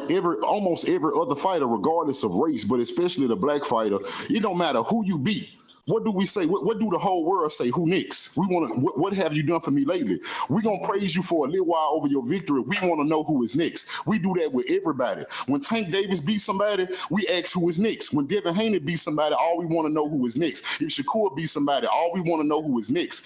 Which Teofimo Lopez just got one belt, and he told us nobody is next. He might retire, or at the very least, he gonna sit on that belt. He just told the whole world, at the very least, I sit on this belt and hold it hostage, and we praising him for that. Wow. No, I don't think. I think it's separate. You know what I'm saying? Because I think he did something that nobody thought he could do, and that's what they praising him for. They're not praising him for all that other bullshit. See, you got boxing fans that like fighters to go for legacy, and then you got other boxing fans who just like the fighter, right? And I think the boxers who like the legacy and the tradition of the sport are upset because they want to see him have that mentality, and that's where we all get stuck because we're stuck in how we see boxing, and they're changing boxing to a popularity contest right before our eyes, and it's kind of fucking us up because fighters are trying to fight the big fights now. They're trying to change the way it's supposed to way it is. Tank Davis, what I'm saying, he's fighting for money. You know what I'm saying? He's fighting for the big fights. You know what I'm saying? They're not worried about the Frank Martins or the of the world, the people who got the skills and could probably give them a good fight. They want to make the money. You know what I'm saying? Frank Martin was a name, you know what I'm saying, and it had like a lot of backing and people knew who he was, and he grabbed a few belts. Then that fight would be made. You know what I'm saying? It's all about the marketing now, with the networks, what they're willing to pay for, what pay-per-views they're willing to set up. So boxing is changing a little bit. And the boxing fans, we got to change. Well, we don't have to change, but you know what I'm saying. It's like the way we look at boxing now is a little different. You know what I'm saying? So Teofimo Lopez, he's going to hold out for the biggest money, like Keith Thurman, kind of like Keith Thurman. They all got this Mayweather, money Mayweather, not the pretty boy, but the money Mayweather. They looking out for the money. You know what I'm saying? And it's kind of weird to us because we want to see him going there. Hey, fuck Matisse. I want to fight Matisse next. I want to unify. I want to fight Regis. You know what I'm saying? He's not going to do that. You know what I'm saying? He's not going to do that, bro. He's going to fall back. Mm-hmm. That's what we as fans need to hold the line, though. We should hold the line as fans. Like, nah, bro, you can't do. And you know what? In his defense, and I hate saying this, bro. Like, he ain't the only one that be doing that shit. Like, they'll go have a good ass win and then they'll fall back. You know what I'm saying? But I'll tell you something though. I remember when when nobody said, I remember when Jason Rosario knocked out J-Rock at 154 and he took most of the belt. And they was like, oh, Charlo won't fight him. I remember arguing with these crackers in these groups, in these boxing groups. Oh, Charlo won't fight him. He's killer.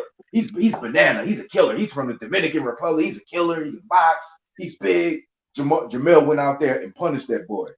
Put a shot on him like nobody ever seen. But now we still trying to analyze that shit, the way he broke him down with that jab to the body, dog. Oh, man. I saw that shit. Man, bro. When Jamel hit him in the midsection, where you could see he couldn't take it to the body for some reason, because Jamel hit him with a couple of good shots before that, and he kind of folded a little bit. And I was like, what's going on? Wait a minute. This motherfucker got ass.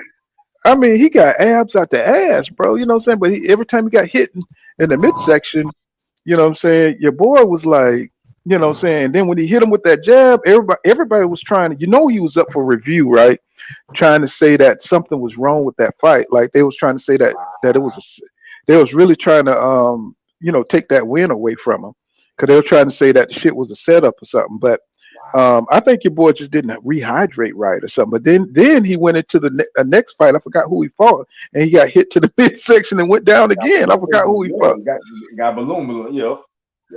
Yeah, so it ain't nothing Jamel did. It's just the nigga, his ab section, his abs are weak, man, or something. He's got a weakness there. That's his weak point. You know what I'm saying? Hitting him to the body, and man, it is what it is, man. They didn't think he'd do Harrison like that. They was all that shit he was talking in the build up. They, everybody riding on Harrison coat, like, Charlo, he's in his head. He's rent free in his head.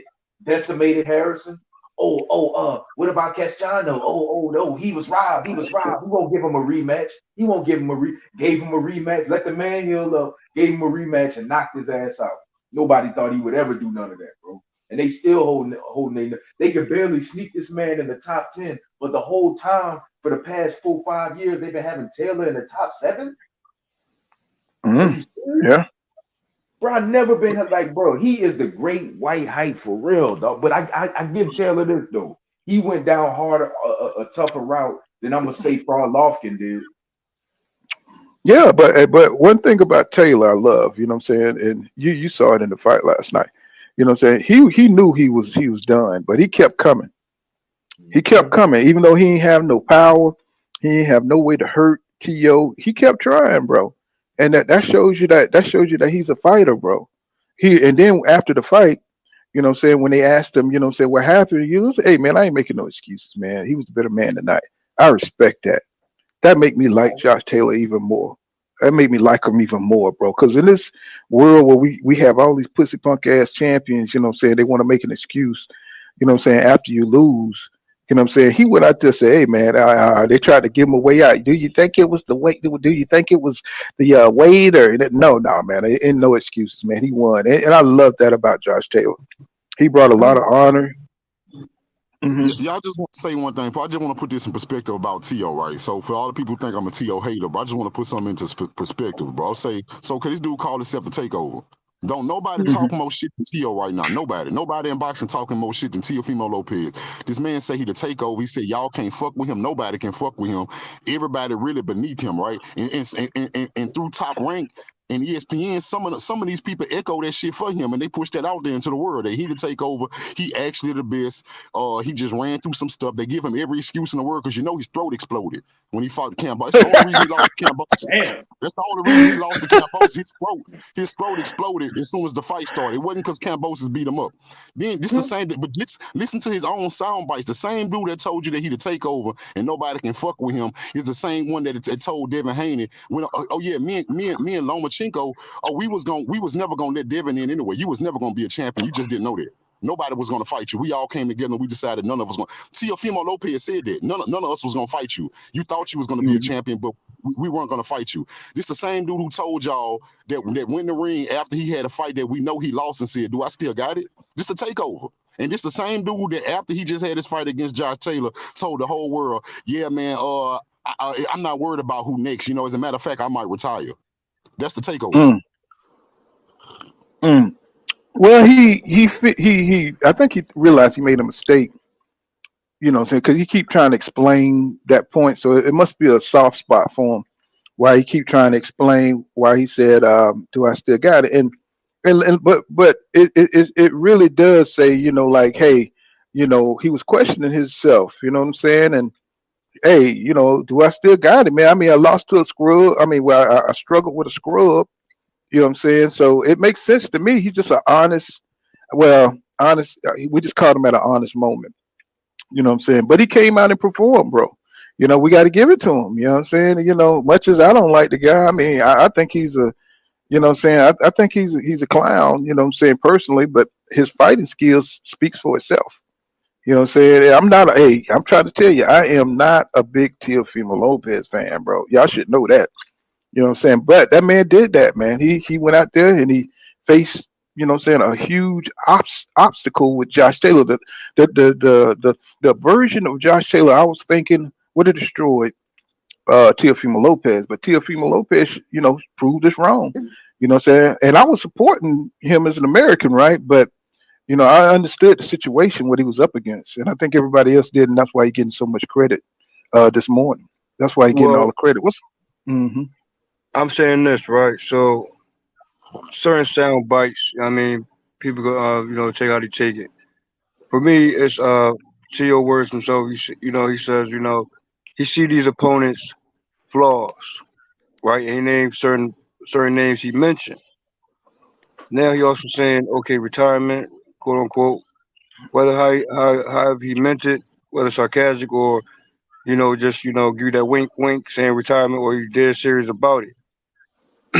My damn, I just check. Hold up. Man, oh no. Yeah. All right. So that's where it was, bro. I mean, a lot of people don't like that To won in the fashion he did. Not only did he beat Josh Taylor, you know what I'm saying, he really, took control at the end and almost had Josh Taylor out of there. And I know that's just everybody's mouth was gaped open. You know what I'm saying? When Josh Taylor is probably around the seventh or eighth round, when Lopez gave him a fucking left cross and he looked like he was out on his feet. He started retreating. He stopped coming forward. He wasn't as explosive, because his body shots that Lopez was really landing was taking so much out of him, man. And I just didn't understand that. I was just like, damn. I was like, Josh, man, usually he's more rugged. Usually he's more active than that. And I was just surprised, bro. I was taken by surprise, man. I was like, I mean, so I give Tio full credit, bro, because he did something I didn't think he could do. You know what I'm saying? I think everybody else just should take a step back. He's not the type of fighter, and just understand, Tio is not the type of fighter They're just gonna go out there and just start taking names, bro, and just start fighting the big names. He's not gonna do it. He's gonna look at it from his point of view, what's good for his career, and that's just what's going on in boxing right now. These niggas are not trying to fight on the legacy side. You know what I'm saying? If legacy meets money, then we got something. That's something for us. But if it's they fighting for the money, bro. You know what I'm saying? It's very rare that money and legacy meet in boxing. You know what I'm saying? Even though we've been getting some good fights, we're not getting the top fights that the matchups that we want to see. We want to see Devin versus Shakur. We want to see Devin versus Tank Davis. You know what I'm saying? But they're gonna look at what's good for their career, and they're gonna make those moves. Every fighter, somebody said something a while back. They said every fighter comes into boxing with a plan. You know what I'm saying? And it may not be what we want, but it's what they want. So we just watchers. We're just people who observe what's going on the outside. So you know what I'm saying? We hope that they make the right moves, but they're not gonna all make the right moves. We just hope we can get the fights that we can get. You know what I'm saying? So that's where I'm at with it, because I used to stress over that kind of shit too, and I just like, wow, when I seen Terrence Crawford, how he was moving, and we thought we wasn't going to get the Errol Spence Jr. fight. I was really pissed about that. But then look, we got the fight. So you know what I'm saying? Legacy and money is meeting. You see what I'm saying? So what's going on, Bowley Bowling? What's going on, Ramon and Emily Jones? What's going on, bro? He says, I give Tio all the credit. He said, but I still don't trust either one after that fight, him or Taylor. You know what I'm saying? Yeah, like I said, it's bittersweet, because when Tio, if he gets a big victory, the shit's gonna be like Keith Thurman getting the belt. You know what I'm saying? So, we knew what he was gonna do. If he retires, what I'm saying, that's so you don't have to face Devin Haney and face those kind of pressures, and possibly lose, to some of them guys. I understand. Like I said, I understand why he's retiring. It's a lot of pressure. You know what I'm saying? It's a lot of pressure to be in these fights, and it does something to you. You just want to relax and get that pressure off you. You know what I'm saying? What y'all think? Yeah, man. I think, like you said, bro. I don't think T.O. is built mentally like the fighters of the old. And I see what you're saying about the new school stuff, bro. About these new fighters wanting Mm-hmm. more to fight for money, pool. But I'm gonna tell you something, bro. I see that, but I also see something else going down, bro. Where even the casuals, right? Casuals coming in, Mm-hmm. like that's why I love this YouTube space where you got content creators who let people talk about this, where the casual can meet the hardcore fan, and you can have a meeting of the minds. I think what's starting to happen is that even the casual fan is starting to realize that if the fighter that I like so much is not going to take a risk, then he don't deserve my money. The evidence to that is all these celebrity boxing matches that used to make all these record-breaking numbers. Nobody watching this Mm-hmm. shit no more. Nobody watching Jake Paul no more. Nobody watching Floyd Mayweather no more. That's because Yeah, I even see the where you casual. talk about. I see where you talking about going to make movies now and some shit. Yeah. That's because even the casual fan has gotten to the point where they want to see you challenge yourself. That's happening Mm-hmm. slowly but surely, bro. And that's why I say that I know that they got the legacy guys and they got the money guys or whatever, but I feel like the legacy guys is gonna win out because one thing about traditions, certain traditions never die off. In boxing, challenging yourself and building a resume of formidable fighters, that's never gonna die. No matter how much people try to kill that off, you challenging yourself, taking hard fights, that's never gonna die off. You're gonna always be respected for that in the end. Yes, sir. Mm. Sugar Ray Mm-mm-mm. Leonard, somebody like Sugar Ray Leonard, what people like fail to realize about somebody like Sugar Ray Leonard is this man basically fought maybe 6 to 7 times in 5 years. He damn near fought 85% of his career in 5 years, bro. This man fought six to that. Could you imagine that, bro? And was fighting killers, dog. That's something. That's somebody who could be like, yeah, I'm retired, dog. I'm fucking with big ass Tommy Hearns with that long ass reach, and he know how to jab. He got power in both hands, and he just as fast as me, and he can outbox me. Nah, I'm retired. This motherfucker fucking my retina up. I'm out of here. I respected that man, bro. 24, Check this out. 25 years old, bro. Check this out, Renzo and King Judy. Sean Porter came out criticizing Teofimo Lopez saying he showed flaws against Josh Taylor last night. So Sean Porter says Teofimo Lopez showed flaws in his game in his victory over the WBO lightweight welterweight champion Josh Taylor, and will have problems against Gervonta Tank Davis and Devin Haney. Porter noted that Teofimo Lopez was in the reactive mode against Taylor, using counterpunching the entire fight. He said that worked because Taylor does not have a high work rate and it is not a huge puncher. He said what Porter doesn't realize is Teofimo Lopez is always in the reactive mode because he simply counterpunches pot shot fighter. And he's simply a counterpuncher and pot shot fighter. And said those guys are incapable of throwing combinations or taking the lead in fights. He said, in other words, they wait for their opponents to throw a shot so they can counter. When they do take the initiative, it's always the single pot shot, Mayweather stuff, never combinations.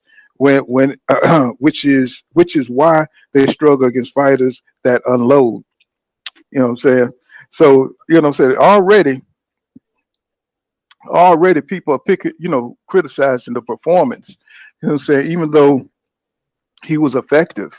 It's very rare that you hear Sean Porter come out like that. You know what I'm saying? He's really falling into that analyst role. And you know what I'm saying? But I can see what he's saying is true. They You know what I'm can't saying? I'm just criticize the leaders all the time, Pool. They got to spread the criticism around sometime, huh? They can't. no, They I'm just can't be. saying. I'm just saying it's rare that you see Sean Porter come out that hard. You know what I'm saying? Like Yeah. really criticizing. Because you heard me during the live. I was like, man, all he doing is falling back and waiting for Taylor. You know what I'm saying, to come forward. I And did. but I really, heard. that but that's all he really needed to do to win the fight. So you know, that's the smart way to go. You know what I'm saying? But if he fight Gervonta Tank Davis or he fight Devin Haney, you know what I'm saying? It's going to be different for him because, Devin can touch you with those long ass arms. You know what I'm saying? Tank can finish you. You know what I'm saying? He could take your punch to give his punch. And And the so, mhm, damn, the difference between Tank uh, and Tio. Now Tio does have decent power at 140. Like I'm not saying that, but mhm. Tank still Tank is still Tank at 140. Either way, he has shown that already. You know what I'm saying? Like the way he did Barry. I mean, not even Thurman could do Barrios like that, and people kind of sleeping on Barrios, dog. He a sleeper. You know what I'm saying? He gonna be that solid gatekeeper at 147. That's gonna really show you where it's at. I like to see if Boots don't get any of the top names. I like to see him versus Barrio next. After assuming Boots can do work against your boy, he about to fight who ain't no hope. But I'm sorry, fool. I land my Mm. plane. So Sean goes on to say that Teofimo Lopez isn't going to beat high volume punches like Sabriel Matisse or Regis Prograis with his pot shot and counter punching style because those guys never stop throwing shots and they hit hard. Oh my God, bro! I tell you, boy, they already pitting them up against what I'm saying, all the top guys at 140, and we knew it was going to happen. So. But let Tio enjoy That's his what I like. victory, man. Go ahead. That's what I Go like ahead up. about Sean Porter, man. He keeping it real. He keeping it real, but so basically Sean Porter called it down the middle. That's what I like about him and his podcast, right? He don't show a Mhm. lot of favoritism. So he giving Tio the same energy he'll give anybody else. Like you had a good fight, but I saw flaws, and now I'm gonna tell you the fighters that you can't beat. That's a pattern with Sean Porter. He do that with everybody. So I don't have a problem with him saying that, right? The only thing I disagree with whoever said that I think they said Tio was a pop shotter. Yeah, he is a pop shotter, and he would struggle with somebody like a Devin Haney and Tank, for different reasons though. Because with Tio, bro, he quick and he can counter. But if you pay attention to Tio, bro, everything he throw got the intentions to knock you out with it. And that work against somebody like a Josh Taylor, bro, but against a Devin Haney, if you loading up with every shot you throw, you'll be lucky if you touch him 5 times in a round. You know what I'm saying? You're not gonna hit Devin if you loading up on everything you throw. So that's why Yeah, I think yeah.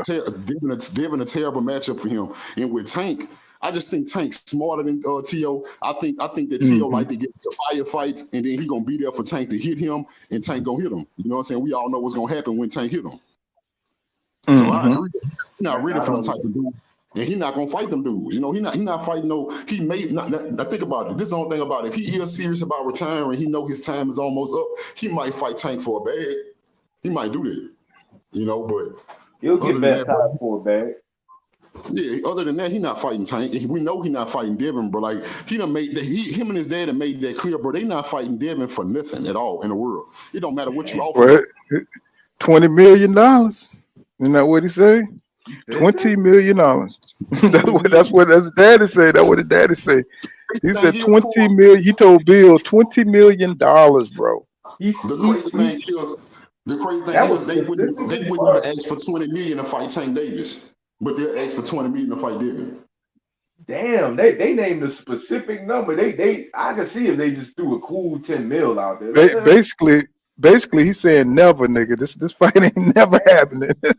I don't. Yeah, I mean that's Terrence Crawford, Errol Spence Jr. money. You know what I'm saying? damn, That's that welterweight money right there. You know what I'm saying? yeah. Eden the remix says the retirement game is invented by Floyd. Say he always did that when boxing public wanted a fight against a hard rock. And my boy JFLM says we want EJ versus Bud Crawford. Says I'm saying I'm still matching up for both these fighters to be saying retirement talk. Let's see. He says Jenkins Don Jenkins the Gotcha Game says I see your point. Or are they talking amongst each other? Eden the remix say he says Don when Floyd fought Cotto he was damaged goods, not as ferocious as his spirit was different after the hand wrap fight. That's when Floyd signed up. Okay, they talking about history here. What's going on? 817 in the building. What's going on, bro?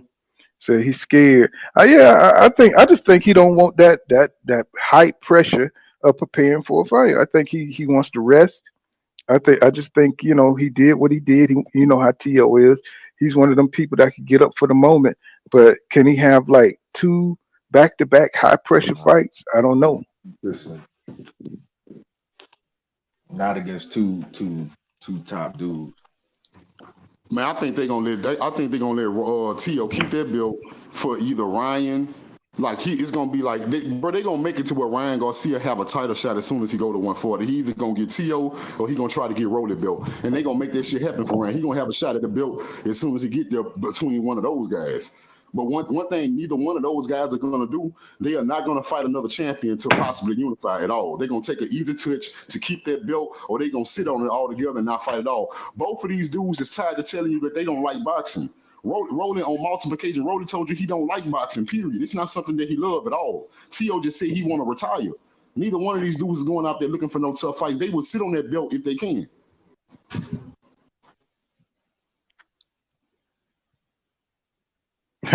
Yeah, 187 says no way you comment on black fighters, and when you go through your career, you ain't seen none of them and ain't trying to. Yeah, I think that's a point for Tio. Not to get beat by Devin. He don't want to give him the opportunity. It's like this shit almost kind of make you feel like back in the 30s or the early 30s when they didn't fight black fighters and shit. You know what I'm saying? Before they let Joe Louis in. You know what I'm saying? You know what I'm saying? It's kind of like he don't want no black fighter to beat him. You know what I'm saying? It's like that's very important for Tio for some reason. He says 80. That's let me see. 817 says he okay with the being a coward, just not a loser, especially to a yeah. Well, like I said, that's why I was mentioning what I was mentioning before. We know the arguments, bro. We know what system is, so you know what I'm saying. So nothing really changes that much. It's like You know what it you is, know. Bull? hmm It's them black boys out there beating his ex guts in. Wow. What's wrong? What's wrong with y'all, man? It ain't that, man. It ain't They done put her in the BBC club now he can't take it. And so, So what they y'all got say? they got What Y'all know what they call it. Now, the new name for that, they call it the Scottie Pippen effect. You know what I'm saying? Ever since Michael Jordan's son got in his ex goods, he can't stand Jordan. He'll say anybody better than Jordan. I think the last thing I heard, he said Jordan wasn't even good before I got to Chicago. wow. Scotty is doing some serious hating, man. What is this goddamn 20 years ago? This nigga is doing some serious hating on Jordan, ain't he? I mean, every time you look at it, You'll be mad at that nigga too if his sons would tearing your ex-wife up. Oh yeah, that's right. That's right. She out there. She a big 304. I wonder You know what what I'm saying? MJ think about all this. Man, MJ don't give a shit, man. MJ is that nigga one of the most selfish ass niggas, you know, say you ever want to come across. Greatest basketball player, I think, but you know what I'm saying? He don't care about that kind of shit, man. Jordan a billionaire, bro. He a billionaire. You say he don't care about none of that. You know what I'm saying? It's like that dude there, he on a whole nother level with it. You know what I'm saying? As far as regular life. Let's say eating the remix is yes, it's definitely timing. He says if Pacquiao is fighting Cotto, Floyd is fighting Juan Marquez, it's definitely timing. And 817 says say he keep lying and claiming undisputed. Y'all got a front man. Y'all leave Tio alone, man. He said he 2-time undisputed. You know what I'm saying? You can say what you want to say. You know what I'm saying? I got by that when he was claiming to be undisputed at 135. And I just got over that shit. He gonna say what he gonna say. This nigga is delusional or he's a troll. You know what I'm saying? Maybe he's both. You know what I'm saying? So, you know, when he said that shit, I was like, he gonna piss some people off with that claiming 2 times undisputed. You know what I'm saying? I was like, this nigga here, man. He always got something for your ass, man. I'm like, get the fuck out of here. Hey, did you? I didn't see that shit come a 2-time undisputed. Yeah, he took a pause before he said that shit too. I was like, I said, my nigga, man, you know what I'm saying? Good win though, bro. Good win. Good for you. Let me see, 8-1. So when he did that. Yeah, man, you know what I'm saying? You know, give him his props, man. But let's see where he go from here. I wish he would have went ahead and called that Devin. If he was a real fighter that's fighting for legacy, he would have called that Devin Tank. But you know, I understand he got personal things, so I ain't gonna hold it against him. You know what I'm saying? I ain't gonna hold it against him. You know, I know he got personal shit going on. 817 says he's seen Ryan and Rolly get beat by Tank. He says Devin beat shit out of a dude that ruined him. And he comes back and says that Shakur beat the fuck out of Valdez, you know, Joette, and Devin beat up JoJo. You know, JoJo Diaz, man, he has been really going downhill, bro, since he lost to Devin. I'm not saying that he was like the greatest, but he was a fundamentally sound type dude. He was a name, and it's just kind of weird to see him just spiraling down, bro, and losing. And I'm like, wow, what's going on with JoJo Diaz, bro? He was one of the Olympic greats. He was the best at. He was considered to be the best at the Olympics at the time he was there, and it's just kind of weird to see him just kind of fall out the picture after he loses to Devin. What's going on, Mike Big boxing in the building? You know what I'm saying? Let's say 817 says he says the boy fought his ass off last night. He always good when he ain't supposed to be, but he ain't crossing them tracks. Yeah, and you know that's an interesting perspective. He's always good when he ain't supposed to be, and but you know what I'm saying, a win is a win is a win. You know, he may not be the dude that we want to see grab the title, but he did that, bro. He like we say, he went in there, he did that. You know what I'm saying? You know, so now we got to listen. You know, he said he might retire. Let him go ahead and get out the fucking way. You know what I'm saying? Let's get the next one ready to rumble. You know what I'm saying? Get his ass on out the way. You know. And while they at it, Taylor can retire too. Get him the fuck out of there. I thought, because I knew by the time he got to 147, he was gonna get balloon, but shit, damn, he couldn't even wait and hold out. Then he getting whooped up by a fucking former lightweight. So shit, get him out of there too.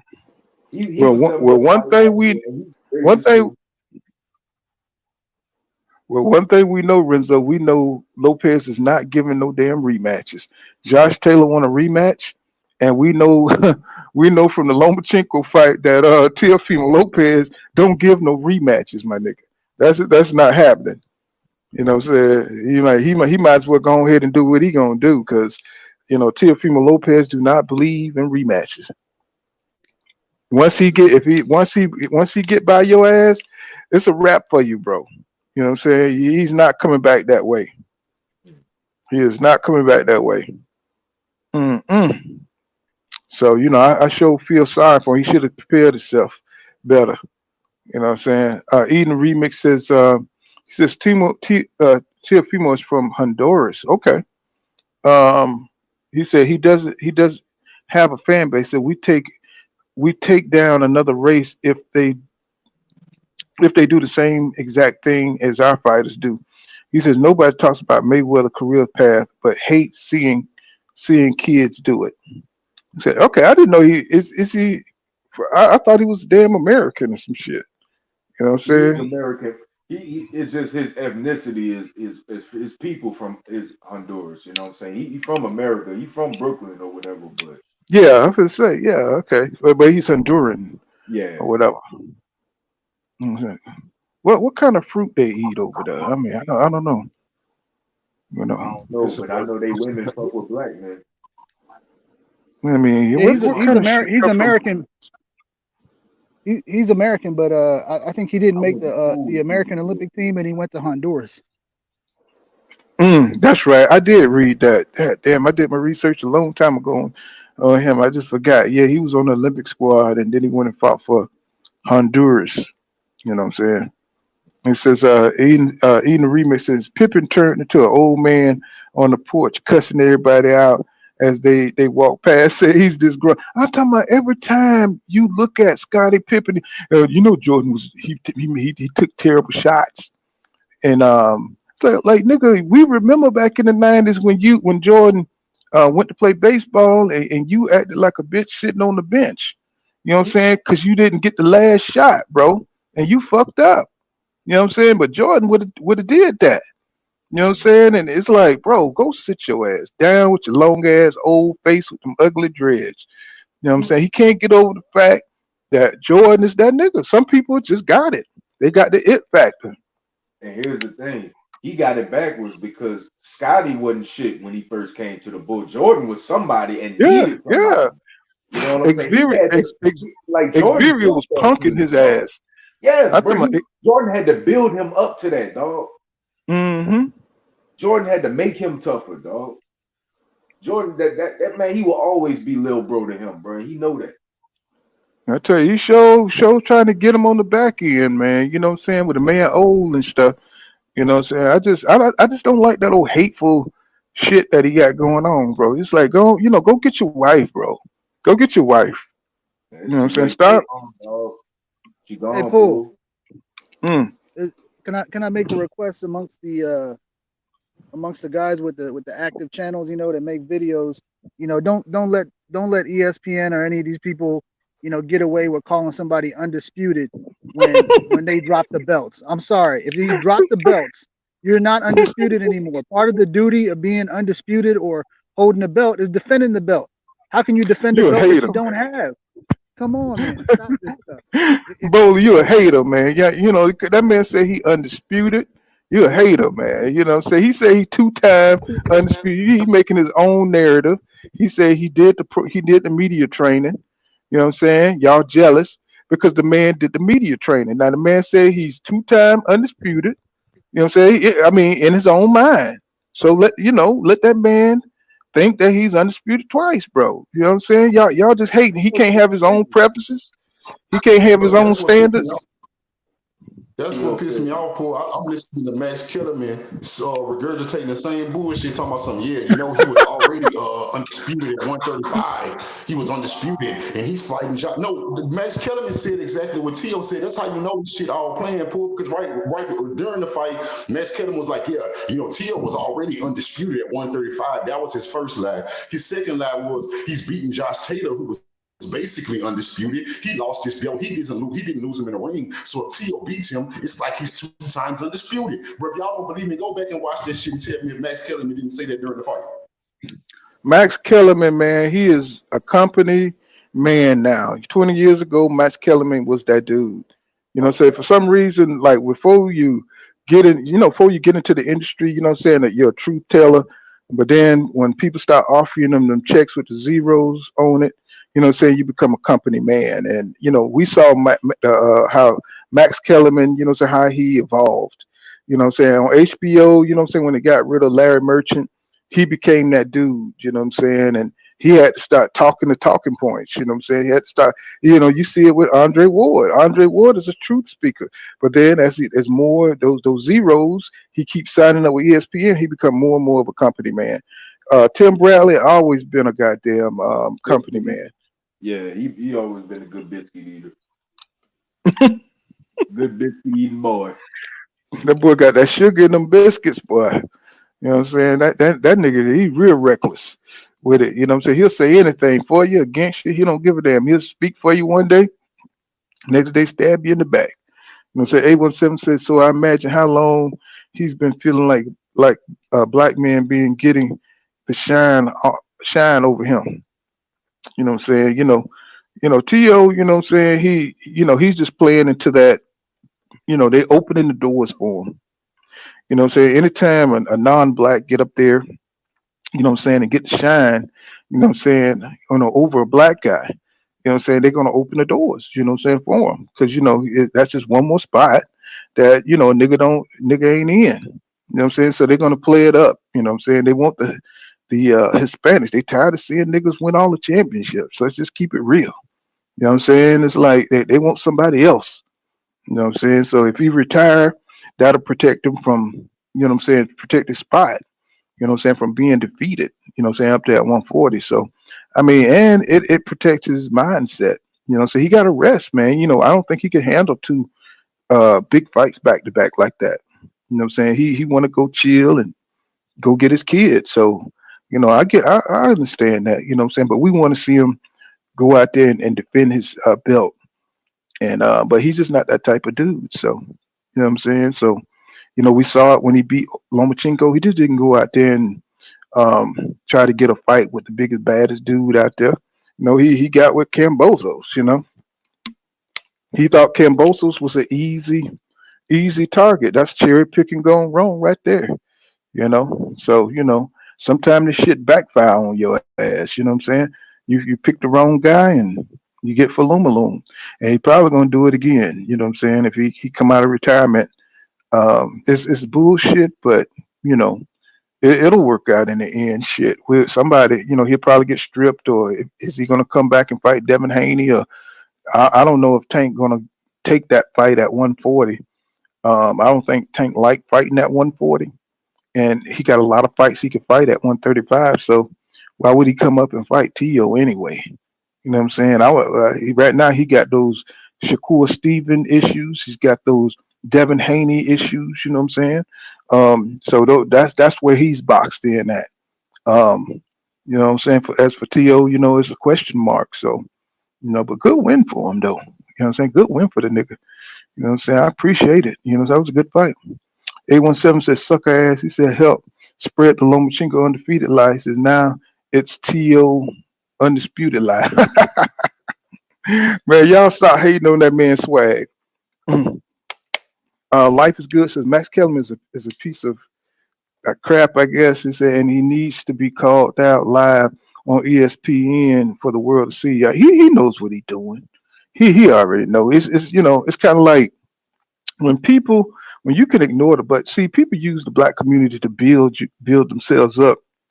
But then once they can cross over, what I'm saying, and make that big money where they don't have to depend on you no more. You know what I'm saying? That's when they forget, what I'm saying, they don't need you no more. They, what I'm saying, we bent over and they sprung up off the backs of the black fan. Now they got the world now. So they don't need your ass, you know what I'm saying?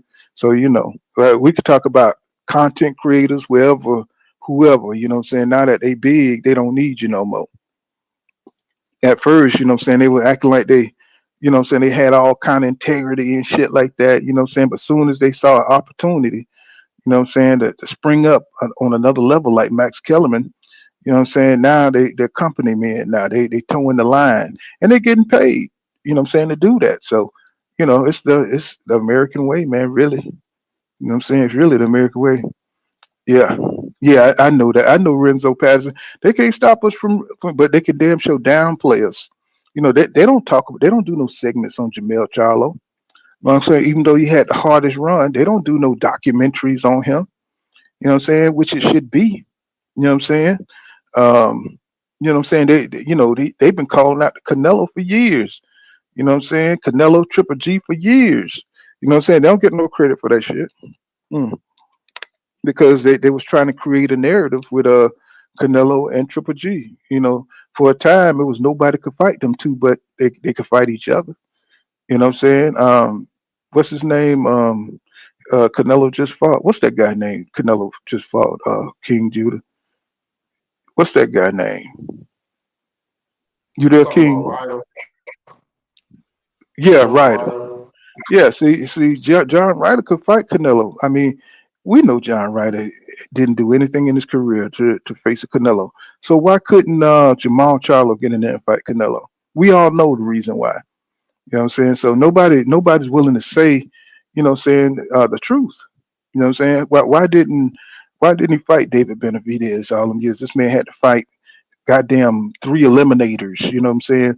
And he still won't face the man, you know what I'm saying? So we all know the truth. But everybody keep going with the narrative that the system of boxing keep promoting. You know what I'm saying? Say if Canelo was that real one, he would have been fought Boo Boo Andrade and all them guys. Oh, those guys ain't do nothing. No, those were the best in the division. But he avoided them. But he still got credit for what he did. So, you know, it is what it is. The cherry picking is going wild, and these guys are still trying to go down as greats, and call bullshit on it. You know what I'm saying? I call bullshit on it. So now that the man beat up all the bums, you know what I'm saying? Now he's got back to back wall killers, you know what I'm saying? He's not even looking to fight Bivol, you know what I'm saying? It's like, bro, you know what I'm saying? Go ahead and retire, bro. Go and take your ass on, get you some Bengay, you know what I'm saying? And rub them on them knees and take your ass on out the game because people are tired of looking at you, bro. You know what I'm saying? We want to see real fights. And David, you know what I'm saying, you stalling that man from his stardom because he should be undisputed at 168, or anybody who's ready to go for the crown. David Morrell Jr., David Benavidez, I could see them fighting each other. You know what I'm saying? So that we got some good shit coming up. You know what I'm saying? We just got to get these dinosaurs up out of here. That's what we got to do. We got to get the dinosaurs up out of here. What'd you say, X Man? He says, facts pool. He said Max and Skip Bayless stay clout chasing black athletes to stardom. Yeah, and they criticize the shit out of them. Max Kellerman was one of the biggest Roy Jones Jr. supporters when Larry Merchant then was hating on him. It was Max Kellerman telling the truth. You know what I'm saying? Back then on Roy Jones Jr. and Mayweather. You know what I'm saying? All the other ones were hating on him and shit. You know what I'm saying? To the point where Mayweather had to call Larry Merchant ass out. So we've always had these images trying to downplay our athlete images and stuff like that. So if you've been around for a while, it's nothing new to us. You know what I'm saying? So people don't understand the standpoint we come from when we talk about race and boxing. So but it's okay. They just haven't been around long enough.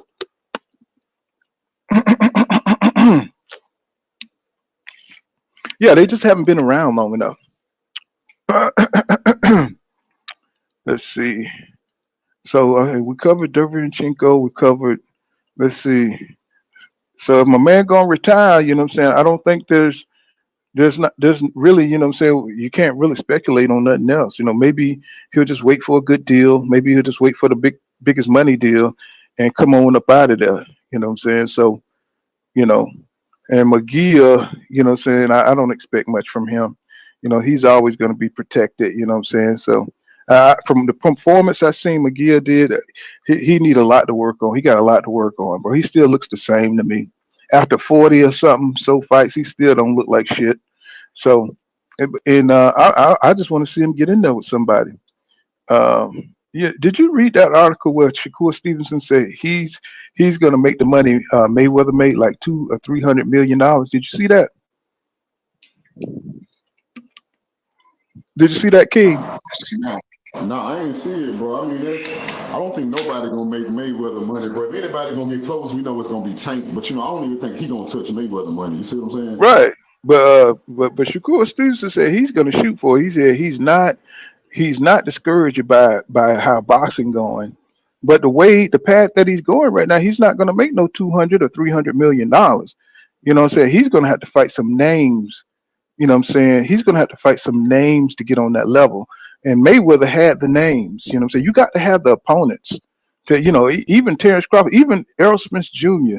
or Jamel Charlo ain't making that kind of money. Even Canelo ain't making that kind of money. If you look at the zone, they said they lost so damn much money on Canelo that he's not gonna be able to pull in those millions and millions of dollars like he did before. Uh, I think he was making something. His highest was like he was making something like 35 million per fight, fighting those European guys. So you know what I'm saying? I don't So think. my Mhm. thing is the tip pool. It's like, oh, okay. I mean, in my mind, bro, I try to give people the benefit of the doubt. If you wishfully thinking, which I don't have no problem, you can't reach a goal if you don't think of it first. But my thing is this here: how you gonna do that and you still with top rank? You know more. Shakur should know more about boxing than me, bro. You a pro boxer, and I know one thing, but you don't make that kind of money with top rank because top rank would never put you in the ring with the type of fighters that can bring you that kind of money. That's always a risky fight. Think about it, bro. Most big fights that people get in outside of Ryan Garcia and Tank Davis, those are usually risky fights that nobody know who gonna win it. You know what I'm saying? Like Yeah, Shakur yeah. I never been mean, one. that like that Japanese dude. Nobody ever heard of that guy. Nobody would ever want to see that fight. So he's got to stop fighting some names. I mean, I don't know how much he get paid at Top Rank for fighting these fights, but he's not on that trajectory. You know what I'm saying? Unless he leaves Top Rank, and maybe go to like a PBC, and start making some big money. You know what I'm saying? PBC allows you to fight the fights. If he fight that Tank fight, that'd be a huge mega fight. Maybe fight Devin, but he's gonna have to keep it going. He's gonna have to go where the competition at. And we still waiting around for Shakur Stevenson. You know what I'm saying, to fight a big name, and I think he should fight Frank Martin. I think Frank Martin is right there where he should be. He needs to beat those kind of names. Somebody who can get down with him. Somebody with athletic ability. Somebody with speed. Somebody who could take a punch. Somebody who can deal with his foot movement, his speed, man. And I think that'll be a perfect fight for Shakur Stevenson. I don't think he's going to get that Tank fight. I don't think he's going to get that right away. He's going to have to fight somebody, bro. And I'm not saying that he can't beat Frank Martin, but he's going to need those caliber fights. Like when Frank Martin fought Makil Riviera, that was an excellent fight for him, man. These are the kind of fights we want to see, competitive fights. Right. No more do I want to see. Saying fighters I got to look up and still don't know who the hell is. You know what I'm saying? Where the hell did this guy come from? you know. Say drop the link. Okay,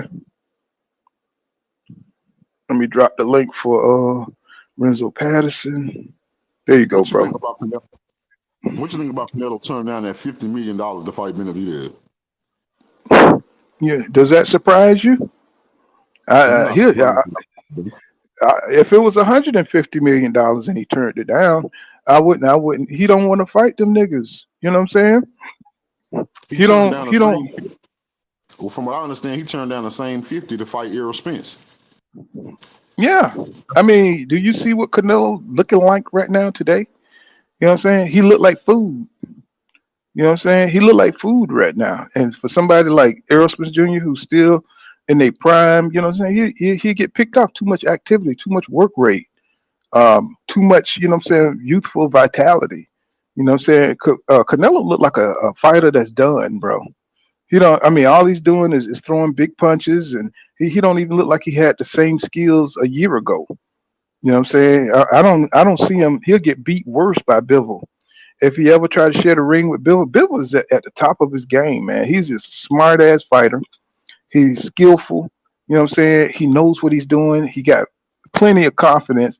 Canelo will get his ass destroyed going into a fight. I don't care if he fight him at 175 or if he fights him at 168. And he's definitely not trying to lose those belts. You know what I'm saying, to no black dudes. You know what I'm saying? So and he definitely don't want to fight David Benavidez because David Benavidez work rate. I don't care how many holes he can exploit. from David Benavidez. The Mexican monster is serious. He's serious. He's hungry as fuck. He's hungry. You know what I'm saying? And he would destroy Canelo right now because Canelo just ain't got it, bro. He don't have he's starting to deteriorate. His skills and his reflexes starting to deteriorate. You know what I'm Yeah, saying? And another thing I didn't like, I just heard recently, bro. Because Beaver was open to fighting either Canelo, and he said he wanted to fight Artur Beterbiev too. But my thing is this here, bro. I heard that I don't know if it's the sanctioning body or the president saying that they won't allow Bivol to fight him because of some shit because he from Russia. Like they going back to this Ukraine shit, so they using that to blackball Bivol from a fight with Beterbiev. And that's well, bullshit. I heard about that. I mean, I don't understand the politics behind that. Say because I don't think Arthur Beterbiev need any protection. You know what I'm saying? That dude there, that's like Conan the Barbarian becoming a boxer. He You know what he I'm saying? he Conan, but I see Conan can get his ass whooped though. Like Conan can get his ass whooped too. I don't know, man. That nigga got Chrome on the side, nigga. In the name of Chrome, man, that motherfucker come out there and Bivol ain't smash no your hoe. ass. Bivol ain't no hoe. He can box and he pop hard enough to keep you honest. I mean, I Better always pick Beav is a Bivol better from boxer. 2015. Better Beav is a better boxer than people think, bro. I mean, he ain't just a powerhouse. He can box. He looked like He mashed potatoes in his last album though. You know, I mean, he's good. He got power, but I mean, if he didn't have power, bro, take the power away. I see Bivol just boxing his body and just jabbing him up and just his gas tank ain't really like that. Then he's like 38 years old or something like he that. old as hell, yeah, man. He might be I 40. think that's the problem. That's more of the problem than anything else. Is that I mean, if you look at Better Beav, the man can box, bro. The man can box. I mean, I mean, like, but he I think do have Andre the Ward power, would and have that's the beat him. problem. I remember they He were do. trying to say Ward ducked him and went in retirement, and I think Ward would have schooled him then and now. I mean, that remains to be. Every time I doubt Bivol, and I think when he went out there with Joe Smith and he Falumaloom Joe Smith, and I mean, and then what was the black guy? I forgot the black Marcus. What his name went out there and got Falumaloom. I said, shit, Yeah. Marcus Brown. I think, yeah, man. He got Falumaloom, man. You know what I'm saying? So we keep we keep saying that Bitter B can't do this, do that. I think that's a damn good fight. That's a hell of a fight. That's a hell of a fight. But I favor Bivol in that. Mm-hmm. Bivol got some So bodies too, and he beat Joe Smith first. yeah, he did. Yeah, he did. You know what I'm saying? Joe Smith is a one dimensional dude, but he was tough. He knocked Bernard Hopkins' ass out the ring, Yeah, when he was which 100 was years old. yeah, yeah. But Bernard shouldn't have took his ass out there, trying to, what I'm saying, spread this old man propaganda shit. Like, we could do it too. He got his ass knocked out the ring. I like, yeah. Mm-hmm. He probably Mm-hmm. did. Look at you. Mm-hmm. Yeah. But shit, But I every mean, like, boxer. my bad. I'm Mhm. sorry. I No, think I of was just gonna somebody. say. Go ahead, bro. Go ahead. I think of somebody like Andre Ward or James Toney. I'm like, I can't see somebody like Arthur Better be hanging out with James Toney. Like, I just see Tony just putting them in the pocket, and I understand the power, but a lot of that shit gonna get nullified with somebody like Tony and somebody like Ward. Yeah, but we And don't have fighters. We don't have fighters like that. Now, Better be, he got certain skills. He has a certain skill set that allows him to stay in the game. He knows distance. He's a master of distance, and so that's why I said it'll be a good fight because he knows how to nullify power. Canelo had power. You know what I'm saying? He nullified that shit. You know what I'm saying? So I think it's a 50-50 fight. You know what I'm saying? And we got to look at the fact that Beterbiev is getting old. You know what I'm saying? He is becoming an old fighter. You never know when that old man factor gonna hit. You and know I what I'm don't saying? Well, understand that he don't have a lot of professional fights. Dude don't ain't never really fought like he ain't really war talk. I mean, I get it. when they talk about the amateurs, I'm like, bro, ain't nobody go ask these motherfuckers to go have 500, 700 fucking amateur fights. Y'all could have been came over so that, oh, they didn't want to let them come over because of the Soviet, man. People been breaking the line, man. What about the Klitschko's, man? People been coming over here, man.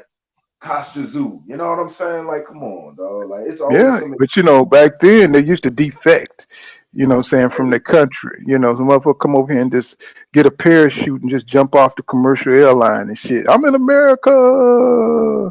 You know what I'm saying? And they just defect, what I'm saying? Cubans, what I'm saying? Defect from Cuba, what I'm saying? And that's, how we got a lot of good boxers today, where people just ain't doing that shit no more. You know what I'm saying? It's like, they staying in the amateurs and making sure that they what I'm saying, they good, like Lomachenko, what I'm saying? That motherfucker stayed in the, 300 goddamn amateur fights. It's like this nigga's a pro fighting damn amateurs. You know Right. what I'm saying? You have 300 goddamn amateur fights, dog. You're a pro. You know what I'm saying? You're a pro. You know what I'm saying? At fighting amateur style. You know what I'm saying? So, that's something that's we getting a lot of. And I was looking at Andre Ward where he was saying like we're not getting a lot of Americans that's winning the gold anymore. I think Andre Ward was the last guy to win gold, what I'm saying, in the Olympics. And I didn't think about that shit. I said, God damn. I said, he right, man. We ain't winning shit in the Olympics. You know what I'm saying? So, we got to get off these video games. People they get off these PS5s. They making these games too goddamn good. Shit. You know what I'm saying? People got to get back to the basics, man. So we start winning some of these, get some of our athletes from the Olympics. You know, so shit. That's how I see it. I'm looking for this guy Bruce. What's his name? Bruce Johnson. Bruce Johnson, I think his name is. Is that is Yana Shushu? Damn, Nah, nobody knows Shushu? God nah, damn. nah. Y'all I ain't know. yeah. I want to see Shushu start getting his name up there. Medulla Masons. I want to start seeing the next Yeah, generation. yeah. I Keyshawn want to Davis. see the Masons. Yeah.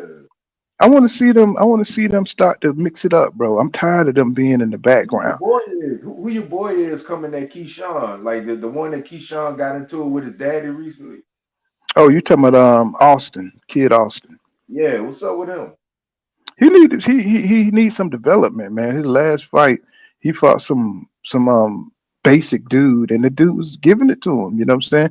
And Kid Austin, you could see he had all the athletic ability, but he was just missing. He wasn't accurate. You know what I'm saying? His defense was suspect, and I was like, God damn, kid! It's like get your shit together, bro. You know what Mayweather I'm saying? effect. Yeah, It's the he beat the Mayweather shit out effect. the dude. Say what now? It's the Mayweather effect. Man, I mean, it's like, bro, you definitely had the athletic ability, the speed. The dude just had the timing. He was just a real pro, and he should have been able to take him apart. But he was trying to rush it. He was trying to do too much too early, and so he was getting caught, bro. He was getting caught, and I was like, wow, kid. It's like, bro, you're supposed to have that natural ability to evade those punches. You see him coming, but and for a while, it looked like he was lost. He didn't know what to do. You know what I'm saying? Until he, found some power punching that worked for him. He started boxing and he started doing better. So he need a lot of experience. He need more experience. You know what I'm saying? Like, he ain't fighting, him and Keyshawn fighting about the same level. But I wouldn't be surprised if he went in there, he fought somebody if he fought like a Devin right now, or he fought like a top level dude like Fred, he would get Malone big time because he got a lot to learn, bro. He got a lot to learn. That's my boy though. You know what I'm saying? I did a video on him. You know what I'm saying? I like him a lot. It's just that you can see when he starts stepping up that, they don't have all the skills that they need. You know what I'm saying? They still need to develop, a lot more experience. You know what I'm saying? Right. I like talking. I was on the phone at first, but yeah, Shushu, bro. I think that's the one that's next up for me. I just like Man, that I little. like that kid. I Oh like that man, I little like that. Shushu, bro. I like the fact that he got that size on him, that height, that length. I like the fact that he can fight from the outside and the inside equally good. I just think that dude, I think he next up. I think, I mean, his ring intelligence is out of this world, bro. His ring intelligence is, I just think I just think Shushu is all that, and I think he's the best out the crop. Even Keyshawn Davis, man. I think Shushu is that nigga. And I want to see your boy Tiger Johnson. Where the fuck is Tiger Johnson? You know what I'm saying? It's like, where are these kids that came out the Olympics with Keyshawn? You know what I'm saying? I want A to see lot of them them guys. on the shelf, and they be cool with being put on the shelf. Like I'm not like I can never be cool with you putting me on the shelf, bro. Like I can't be cool with it, bro. I mean, who Tiger Johnson signed with? I mean, who he with? He with Top Rank? Yeah, I think they all were top rank. They all went to top rank. Uh, Man, like Eden the remix says, the Olympic has always hated black fighters, no matter the era. He says, no way in hell Floyd Roy didn't get a gold, but in the same era, Oscar got one. Yeah, you know what I'm saying. And you know, the crazy thing is that they beat the hell out of those dudes. You know what I'm Yep. saying? It was a clear win, and you could see it was some bullshit because I mean, they it wasn't like you had to guess. It wasn't like they were close or nothing like that. They just didn't give it to him. It was like, and even I think it was even Roy opponent came over there and lifted his hand up after the decision. You know what I'm saying? Mayweather they just screwed over. They did EJ like that. You know what I'm saying? They stopped the match and everything, and in the middle of the match, and they had to go reset and all kind of shit. It was like, so when it comes to black fighters in the Olympics, you know what I'm saying, they try to set the table to where we gonna lose, and you know, it's just like I'm just tired of us even participating in that bullshit, bro. I thought that Keyshawn beat what was his name, Andy, what's his name? I thought Keyshawn beat his ass. I mean, I watched the fight. I mean, I don't see why they gave it to Andy. You know what I'm saying? And the Cuban guy that he fought in the Olympics. I thought Keyshawn beat him. You know, but you know they gave it to Andy. You know what I'm saying? So they hate America because I guess we arrogant and shit. You know, y'all niggas arrogant out there. Y'all got us with a bad reputation, man. You know what I'm saying? Y'all not humble like Pool kind of boss. I'm humble, man. You know what I'm saying? Be well, you know, humble. they don't like black Americans until we take a loss. You know, we gotta lose for them to like us. So if you're too good, they're not gonna like you anyway. Mhm. You gotta be humbled in front of them. But you ever notice that when a black fighter lose or they get Mhm. embarrassed, that's when everybody say, you know what, I always did like him. That's when they come out That and say that they that always did like him. That's that Teddy Atlas. You remember when Teddy Atlas came out talking about he liked Deontay Wilder when he lost to Fury. You know what I'm saying? Talking so because now he humble and stuff and he know what it's like to lose. I'm like, man, if you don't get your old ass up out of here with that bullshit, Fucking you Daffy know. Duck sounding ass. Well, first of all, with Wilder, First you got it's like back in the days when they made, you know what I'm saying, rubber nails, they would stick them into the side of the ring and the ring would rust and they had ice back in those days. And you'd be like, Teddy, get to the goddamn point. on the real. You know what I'm saying? Get to the damn point. And you didn't even have shoes, you know what I'm saying? You had to put plastic bags on your feet before you went out there. And they didn't even have gloves back then. So I'm just like, man, you be listening to his podcast, you'd be like, shit, you know. Get Oh, to the point, Teddy.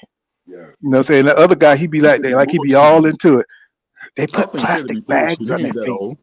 He ain't that Say damn what old, now? Paul. I think I he just be know, but he's bullshitting. He ain't that old.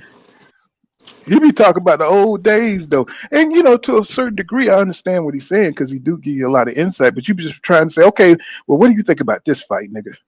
What about this fight? What do you? Why you like Terrence Crawford? He has the instincts of a god, of a boxing god. If you think about the boxing god, Terrence Crawford has the best instincts I've seen in 10,000 years.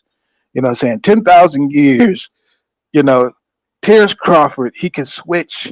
You know what I'm saying? He can fight lefty. He southpaw. You know what that is? Southpaw. You know what I'm saying? He's just like, bro, come on, bro. Come on. You know what I'm saying? Well, Why that's a you lie. To me, I hate when they say that because that's a lie to me. If you say Terrence Crawford got the best instincts, I hate when people say that because first of all, it's vague. It's vague to say somebody got good instincts, but in my definition, what instincts would be to me, the most instinctual thing you can do is to dodge a punch. Nothing is more instinctual in fighting than dodging a punch that you see coming and you able to get out the way. Nothing is more instinctual. I mean, instinctual. Nothing relies on reflexes more than dodging a punch. So to say Terrence Crawford is the most instinctual fighter is a lie because he always got hit a lot. Always. He never had the Well, reflexes of a Floyd Mayweather. He never had the instincts of a Shakur Stevenson. So to say that his instincts are so great, that's a lie.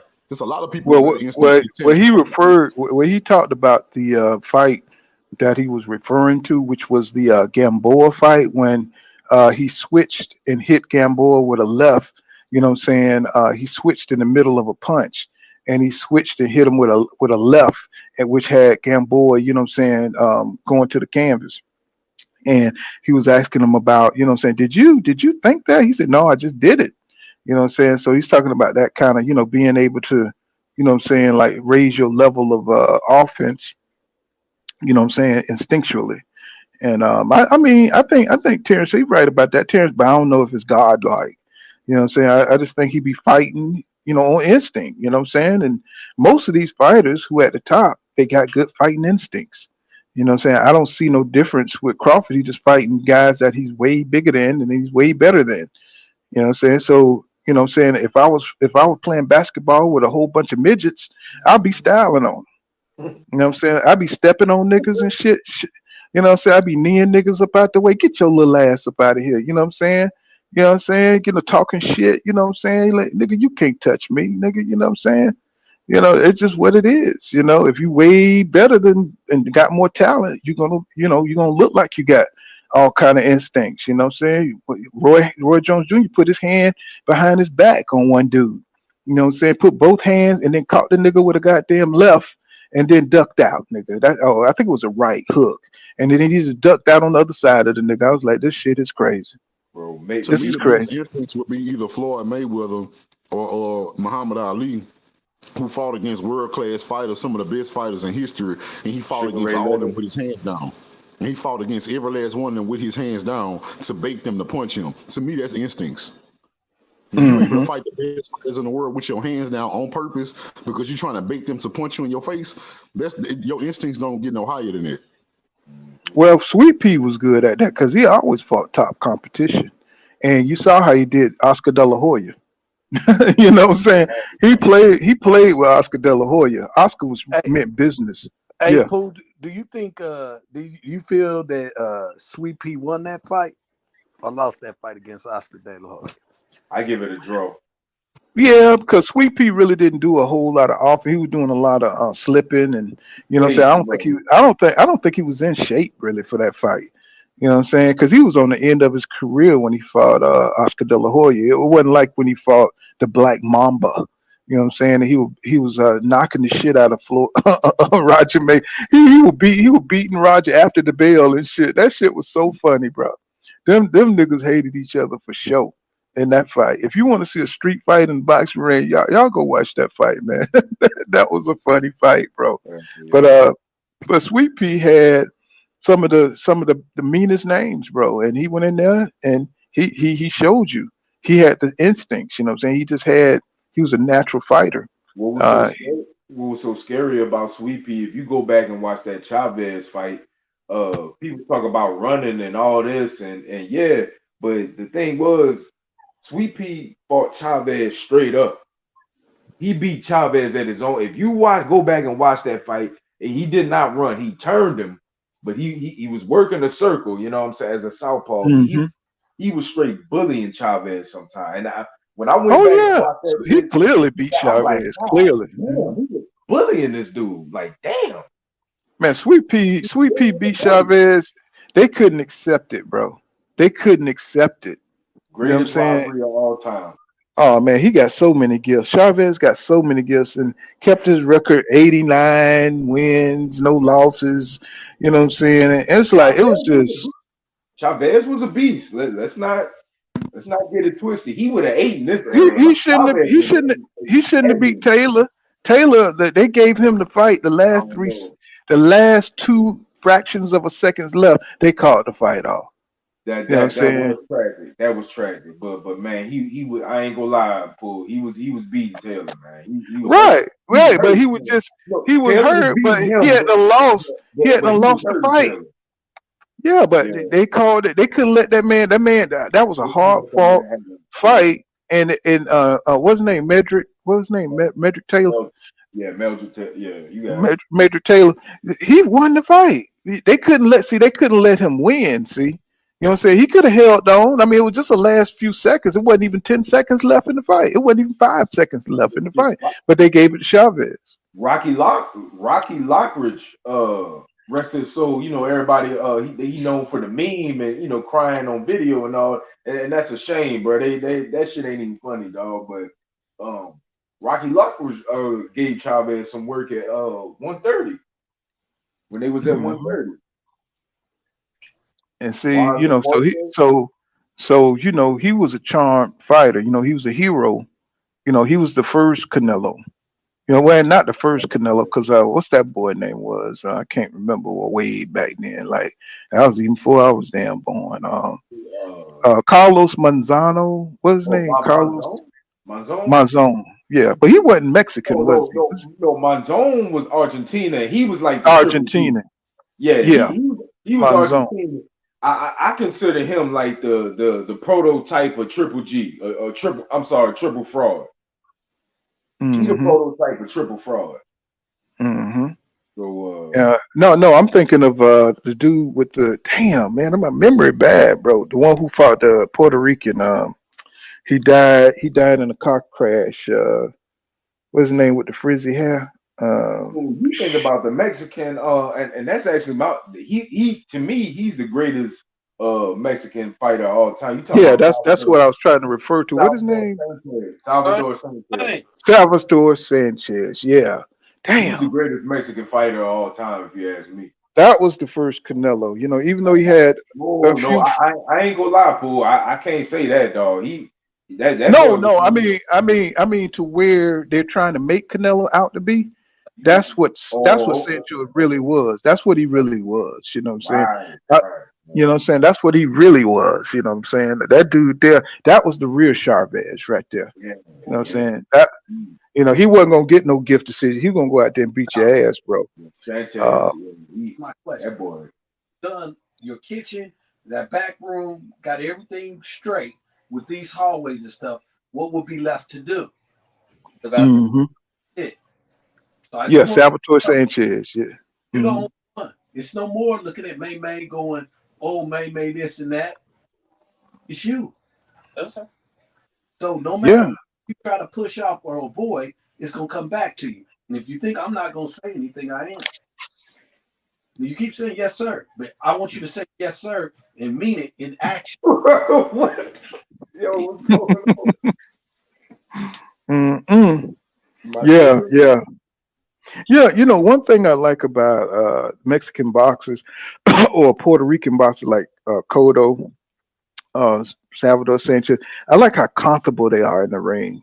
It's like they just be in there like they just cooling, bro. Like just totally casual. You see how Cotto just used to glide around the ring, how Salvatore Sanchez, no matter what the situation was, he was just calm, cool, collect, bro. Anything.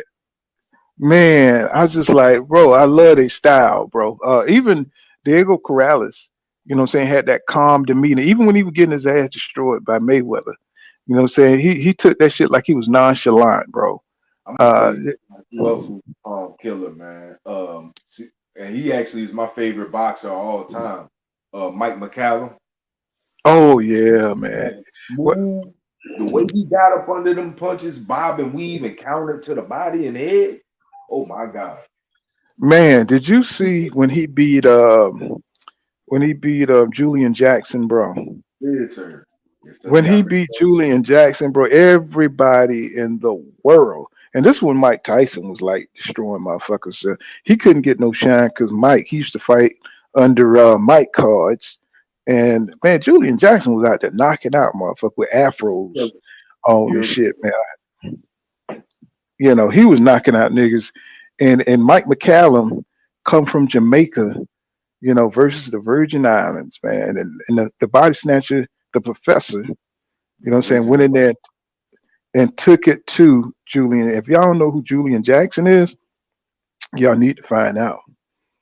Y'all need to find out. If y'all don't know who Mike McCallum is, y'all need to find out. You know what I'm saying? Those are that was the best era one of the best eras in boxing. You know what I'm saying? We're gonna have to do something on them guys because them fights were hellified, bro. You know, till McClellan came along. You know what I'm saying? And that was just a whole nother. That just turned up.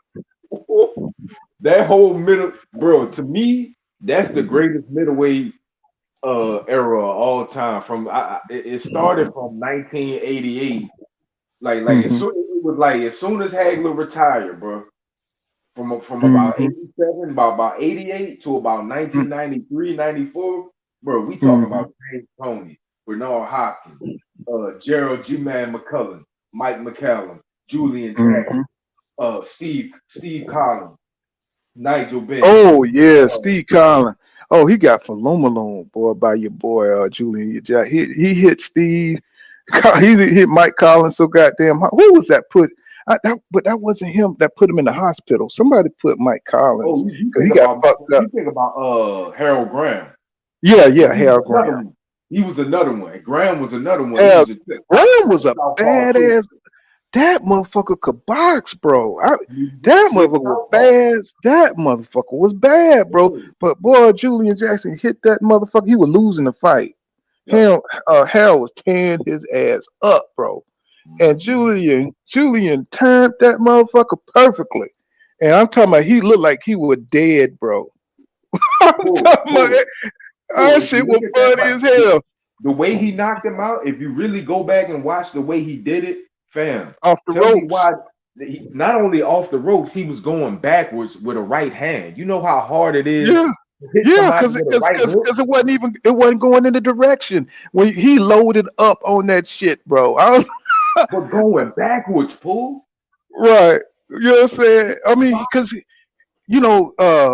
Harold, he was so into his offense because he was so much faster than Julian Jackson, right? And the whole fight, he made Julian look like just like your boy was fucking him up with the speed that beat Sugar Ray Terry Norris, right?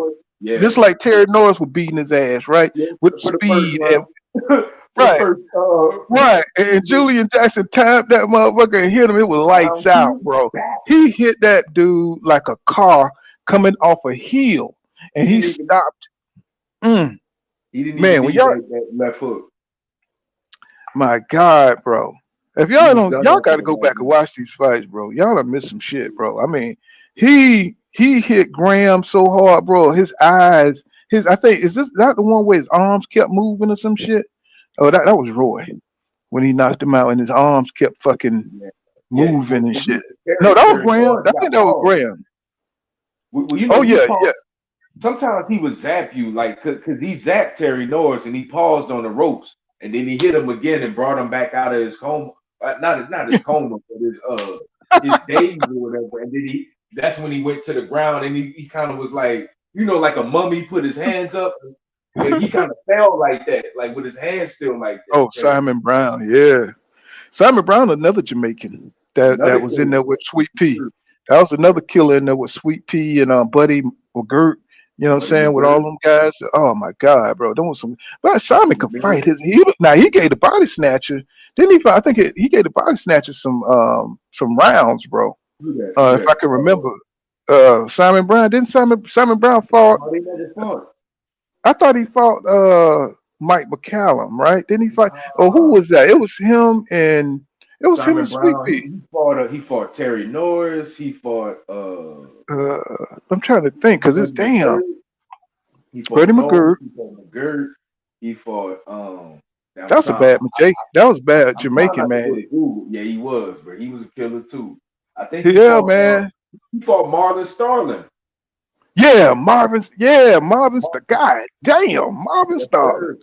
And Woo, bro. they had they welterweight. I mean, we talking about Marlon Starling. We talking about Mark Breland.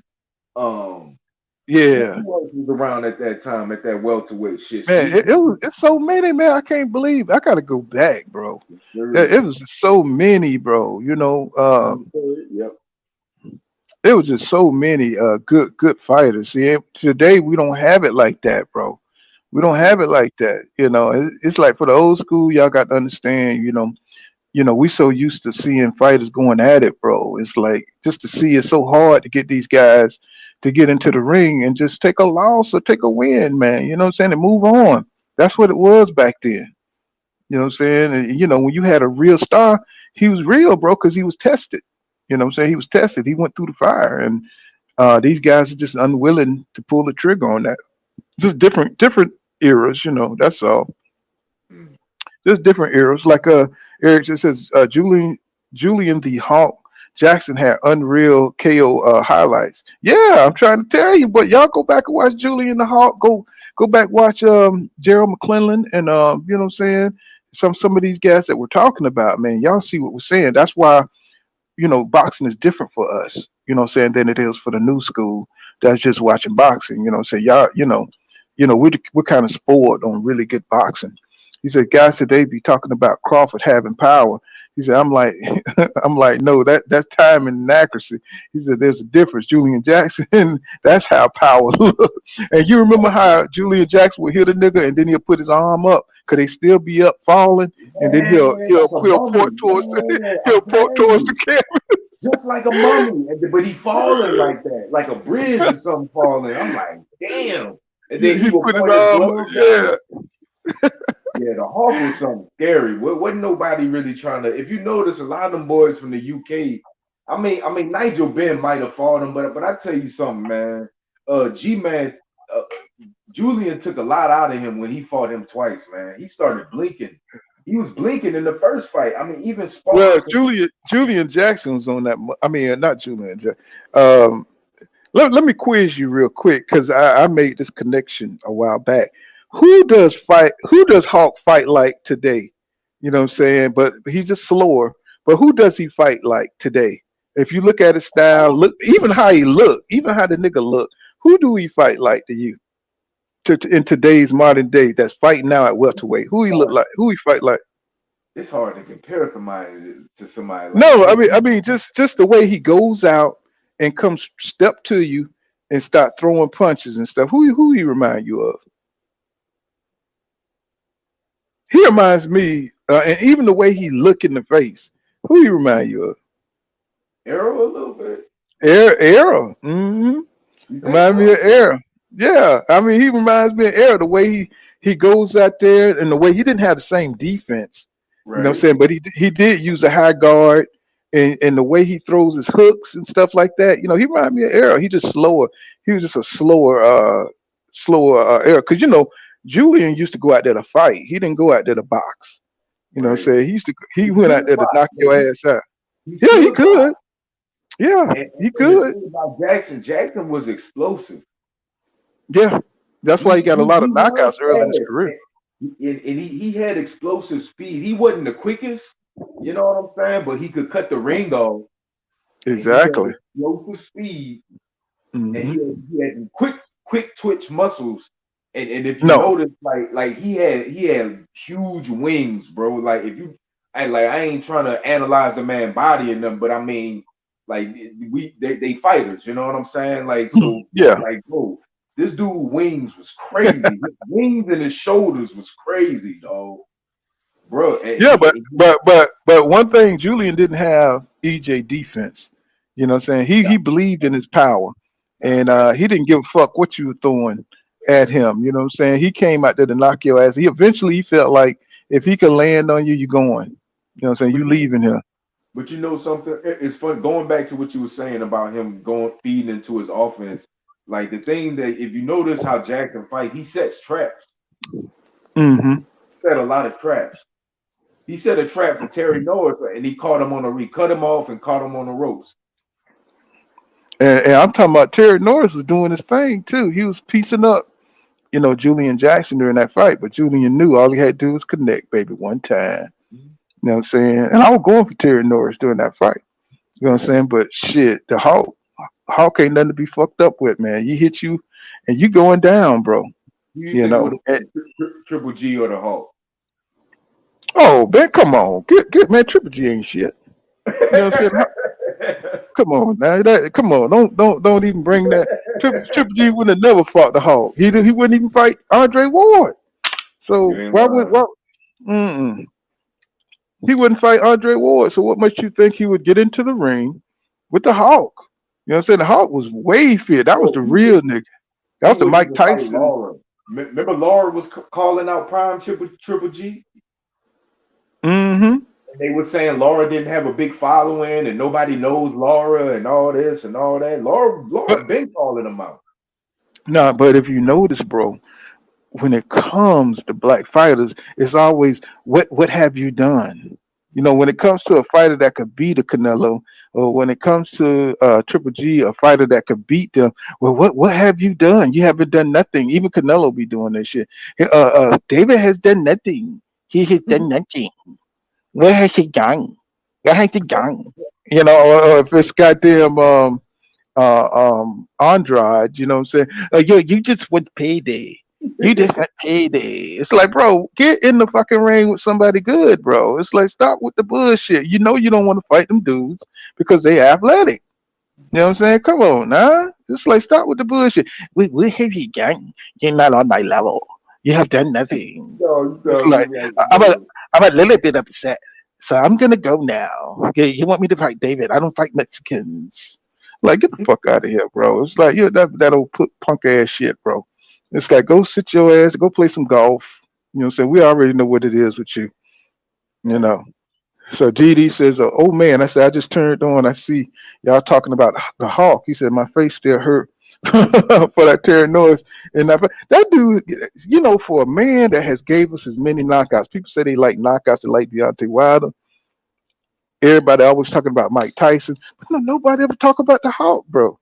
And And the he thing went in about the there. Hulk, he Mhm. had one punch knockout power. It's one thing. See, it's differences in power. You got George Foreman and Mike Tyson kind of power, like that's kind of well, really, George Foreman had thudding, power that can go through you. He could move you with his power. Like when he hit Holyfield with a jab, you seen Holyfield whole body move. You know what I'm saying? Mhm. That kind of like EJ kind of power, real thudding, and don't get hit with the wrong shot now, because you could get knocked the fuck out. You know what I'm saying? So Foreman had that kind of. Then you got the Tyson kind of power where he can explode on you. Maybe every punch ain't gonna knock you out, but every punch is like a hard. He putting a dent in you type shit. He gonna Mhm. overwhelm you with the right one too if you fuck around and get caught with it. And then you got that See, Julian Jackson straight one punch knockout power. yeah, and X-Men, you're right. It says it says UK fighters wanted no parts of Roy because they knew Roy would destroy him. Nigel Benn was the one fighter, UK fighter, that mentioned Roy, that he wanted to fight Roy, but he said Roy really truly brought fear to his heart. Mm-hmm. But he wanted to fight him. And one thing we knew about Nigel Benn is he was on them steroids. Yes, Later on sir. to find out that Roy, he was on shit too. So you know what I'm saying? Now I ain't saying at that point in his career, but at some point he started using the shit. So you Just know, like we we don't know. You know what I'm saying? You got to have an asteroid besides some of them fights. I know when he fought that Jamaican guy. I think Richard something. Richard, not what's that Hall. black guy? The No, crazy you had looking it one. right. You had it right, Richard Hall. Richard Hall, and man, he was high stepping on that dude. Man, he had that dude. He was Shit, styling on that dude. Richard Hall was on that shit too. So Yeah, Richard and then, Hall but he the one who made the claim that Roy was on steroids and stuff. He the one made the claim, and he was on steroids. So these niggas are clowns, man. These niggas they real clowns, bro. I was like, come on, man, you on steroids too, nigga. It's like, what's up? And Tarver, everybody was on steroids. James Tony, everybody. I was like, God damn. Man, It's yeah. like, bro, everybody's doing it. Like Paula Malignaggi said, everybody on steroids. And everybody a sore loser. You know what I'm saying? You own it, he own it, but he whipped your ass on it. So it's like, come on. It's like, bro, come on. And Eubank Senior, boy, that dude was a clown back in the day, boy. That dude was, oh my God. He the only nigga I knew with a ball spot that was kicking people ass. He had the George Jefferson, you know what I'm saying? But he was a hell of a fighter though. He You know was what a I'm hell of saying? a fighter, but he stayed in his lane too. He wasn't trying to really fight nobody like that too. I But he admire. fought Nigel Ben. He fought Nigel Ben. Fight Bonte. Hmm. Say that again. No, he was just like he wasn't trying to fight nobody either though. He fought Nigel Ben. Yeah, but I You know what I'm mean saying? he over there The Dark he over Knight. there with him though. You know, didn't Of he course he fight? fight He, Nigel didn't Ben. he? I mean He both of fought. them Didn't he great. fight Mike Collins? He fought Mike Collins. Didn't he? Fought Mike Collins. Yeah. He fought some good. He fought some good dudes. You know what I'm saying? Mike Collins got Falumaloom, and he had to get out of boxing. He was like damn Gerald No, you thinking McClellan. about Michael. You thinking about Michael Watson. Yeah, well, god damn, Michael Watson, Michael Collins, god damn, they all goddamn mixed up in my head. Yeah, he got Yeah. Falumaloom and shit, nigga neck No, got that tore back. fight could have went either way. That was another tragic kind of fight. That was another good ass fight. That fight could have went either way. I I'm think talking about, Watson was yeah, taking one of them fights. man, them dudes, they were some bad competition, bro. I mean, it's like, and they were fighting, bro. It's like I just want to see that happen today. You know what I'm saying, with the young generation, you know what I'm saying? Don't be afraid of a loss, bro. Going there, the only way you're gonna get better, sometimes a loss do you good because now you know what you need to work on. And they're just not willing to develop fighters like Derek James. You remember when Derek James was saying Crawford is a built fighter, whereas Errol Spence Jr. is the developed fighter, you know. And that just shows a difference, you know what I'm saying? Because when you go through the fire, yeah, you get a lot of war torn, battle scars and stuff like that. But one thing about it is you know what to do when you get in tough situations. You know what I'm saying? When you go into situations you don't know what to do and you have to think your way out of it, it makes you a better fighter. That's You know what I'm correct. saying? And we're not seeing that with these guys. We just seeing people get in the ring and they way better than the other opponent. The other opponent might have a little something, something, but when they get in there and the guy's way better than you and he TKO you, you don't learn shit, bro. You just went some rounds.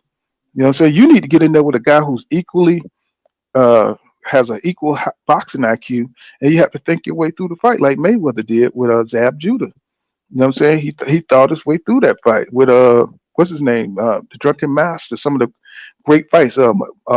What's his name? Madonna. You know what I'm saying? He had to think his way through that. You know what I'm saying? That stuff.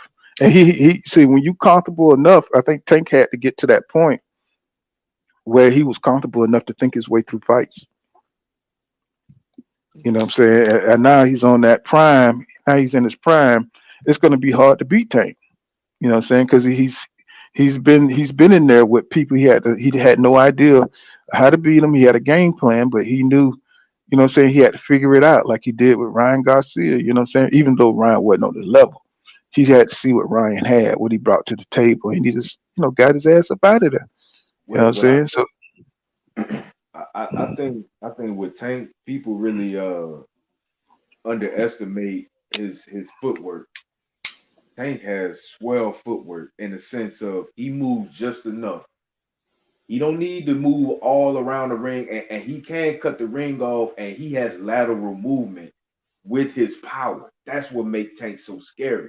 He ain't just a brawler going out there just looking for one shot. Tank picks his shots selectively to the head, to the body. You know what I'm saying? And I'm not pro Tank. You know what I'm saying? I just kind of I'm like kind of in the sense of Teofimo. I just respect it. You know what I'm saying? And yeah, bro, Tank got some underrated footwork, bro. You don't need to use the whole ring to you don't need to go. I'm what I'm saying about that is you don't need to go. what's going on, Boxing Heads? It's your boy. Coach, what's next for me, Joe? I'm gonna get that second belt. What the is it?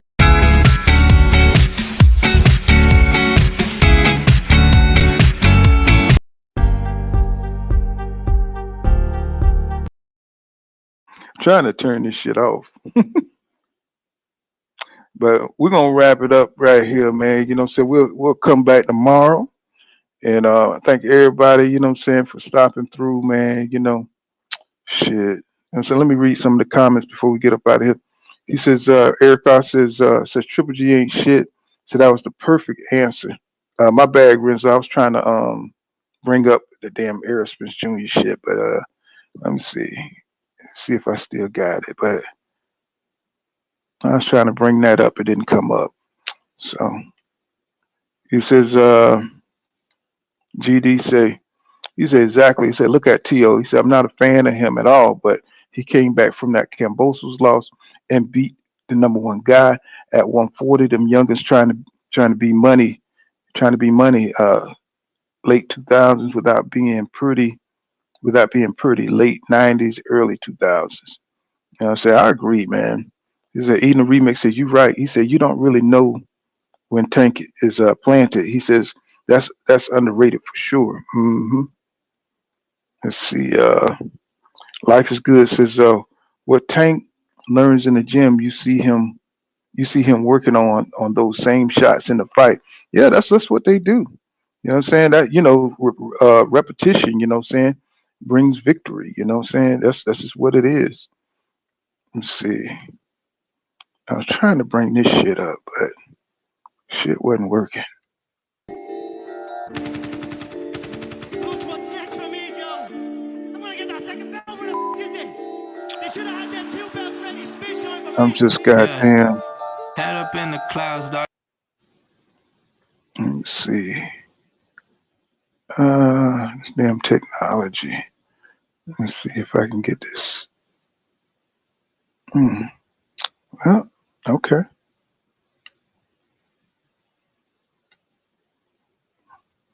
I can't get this shit off the screen. Oh, there we go. They saying all So, let's see. What's going on, Ramon, Emily Jones? Yeah, we just doing a little you know, going back in the memories of some of the great fights, um, you know, just covering. But congratulations to you, and you know what I'm saying. Hopefully, we get some good shit coming down the way. You know what I'm saying. We'll see what young Tio gonna be up to. You know what I'm saying. See if he, retire or is he gonna, go for the big fights. You know. Let's see. Life is good. Say he says what Tank learned in the gym. Oh, I read that. Shalom. What's going on? Yes, sir. His brother's life. Everybody. Yes, sir. Yeah, we'll come back tomorrow, man. We'll cook on some other shit and see what's going on in boxing. You know what I'm saying? And you know what I'm saying? Y'all join me. Thank you for supporting the channel. You know, I think I'm gonna go get me some more sleep. I'll see you guys tomorrow. You know what I'm saying? We'll tune in then. You know what I'm saying? Good post reaction though. You know what I'm saying? See you guys tomorrow, man. You know what I'm saying? Peace out, y'all.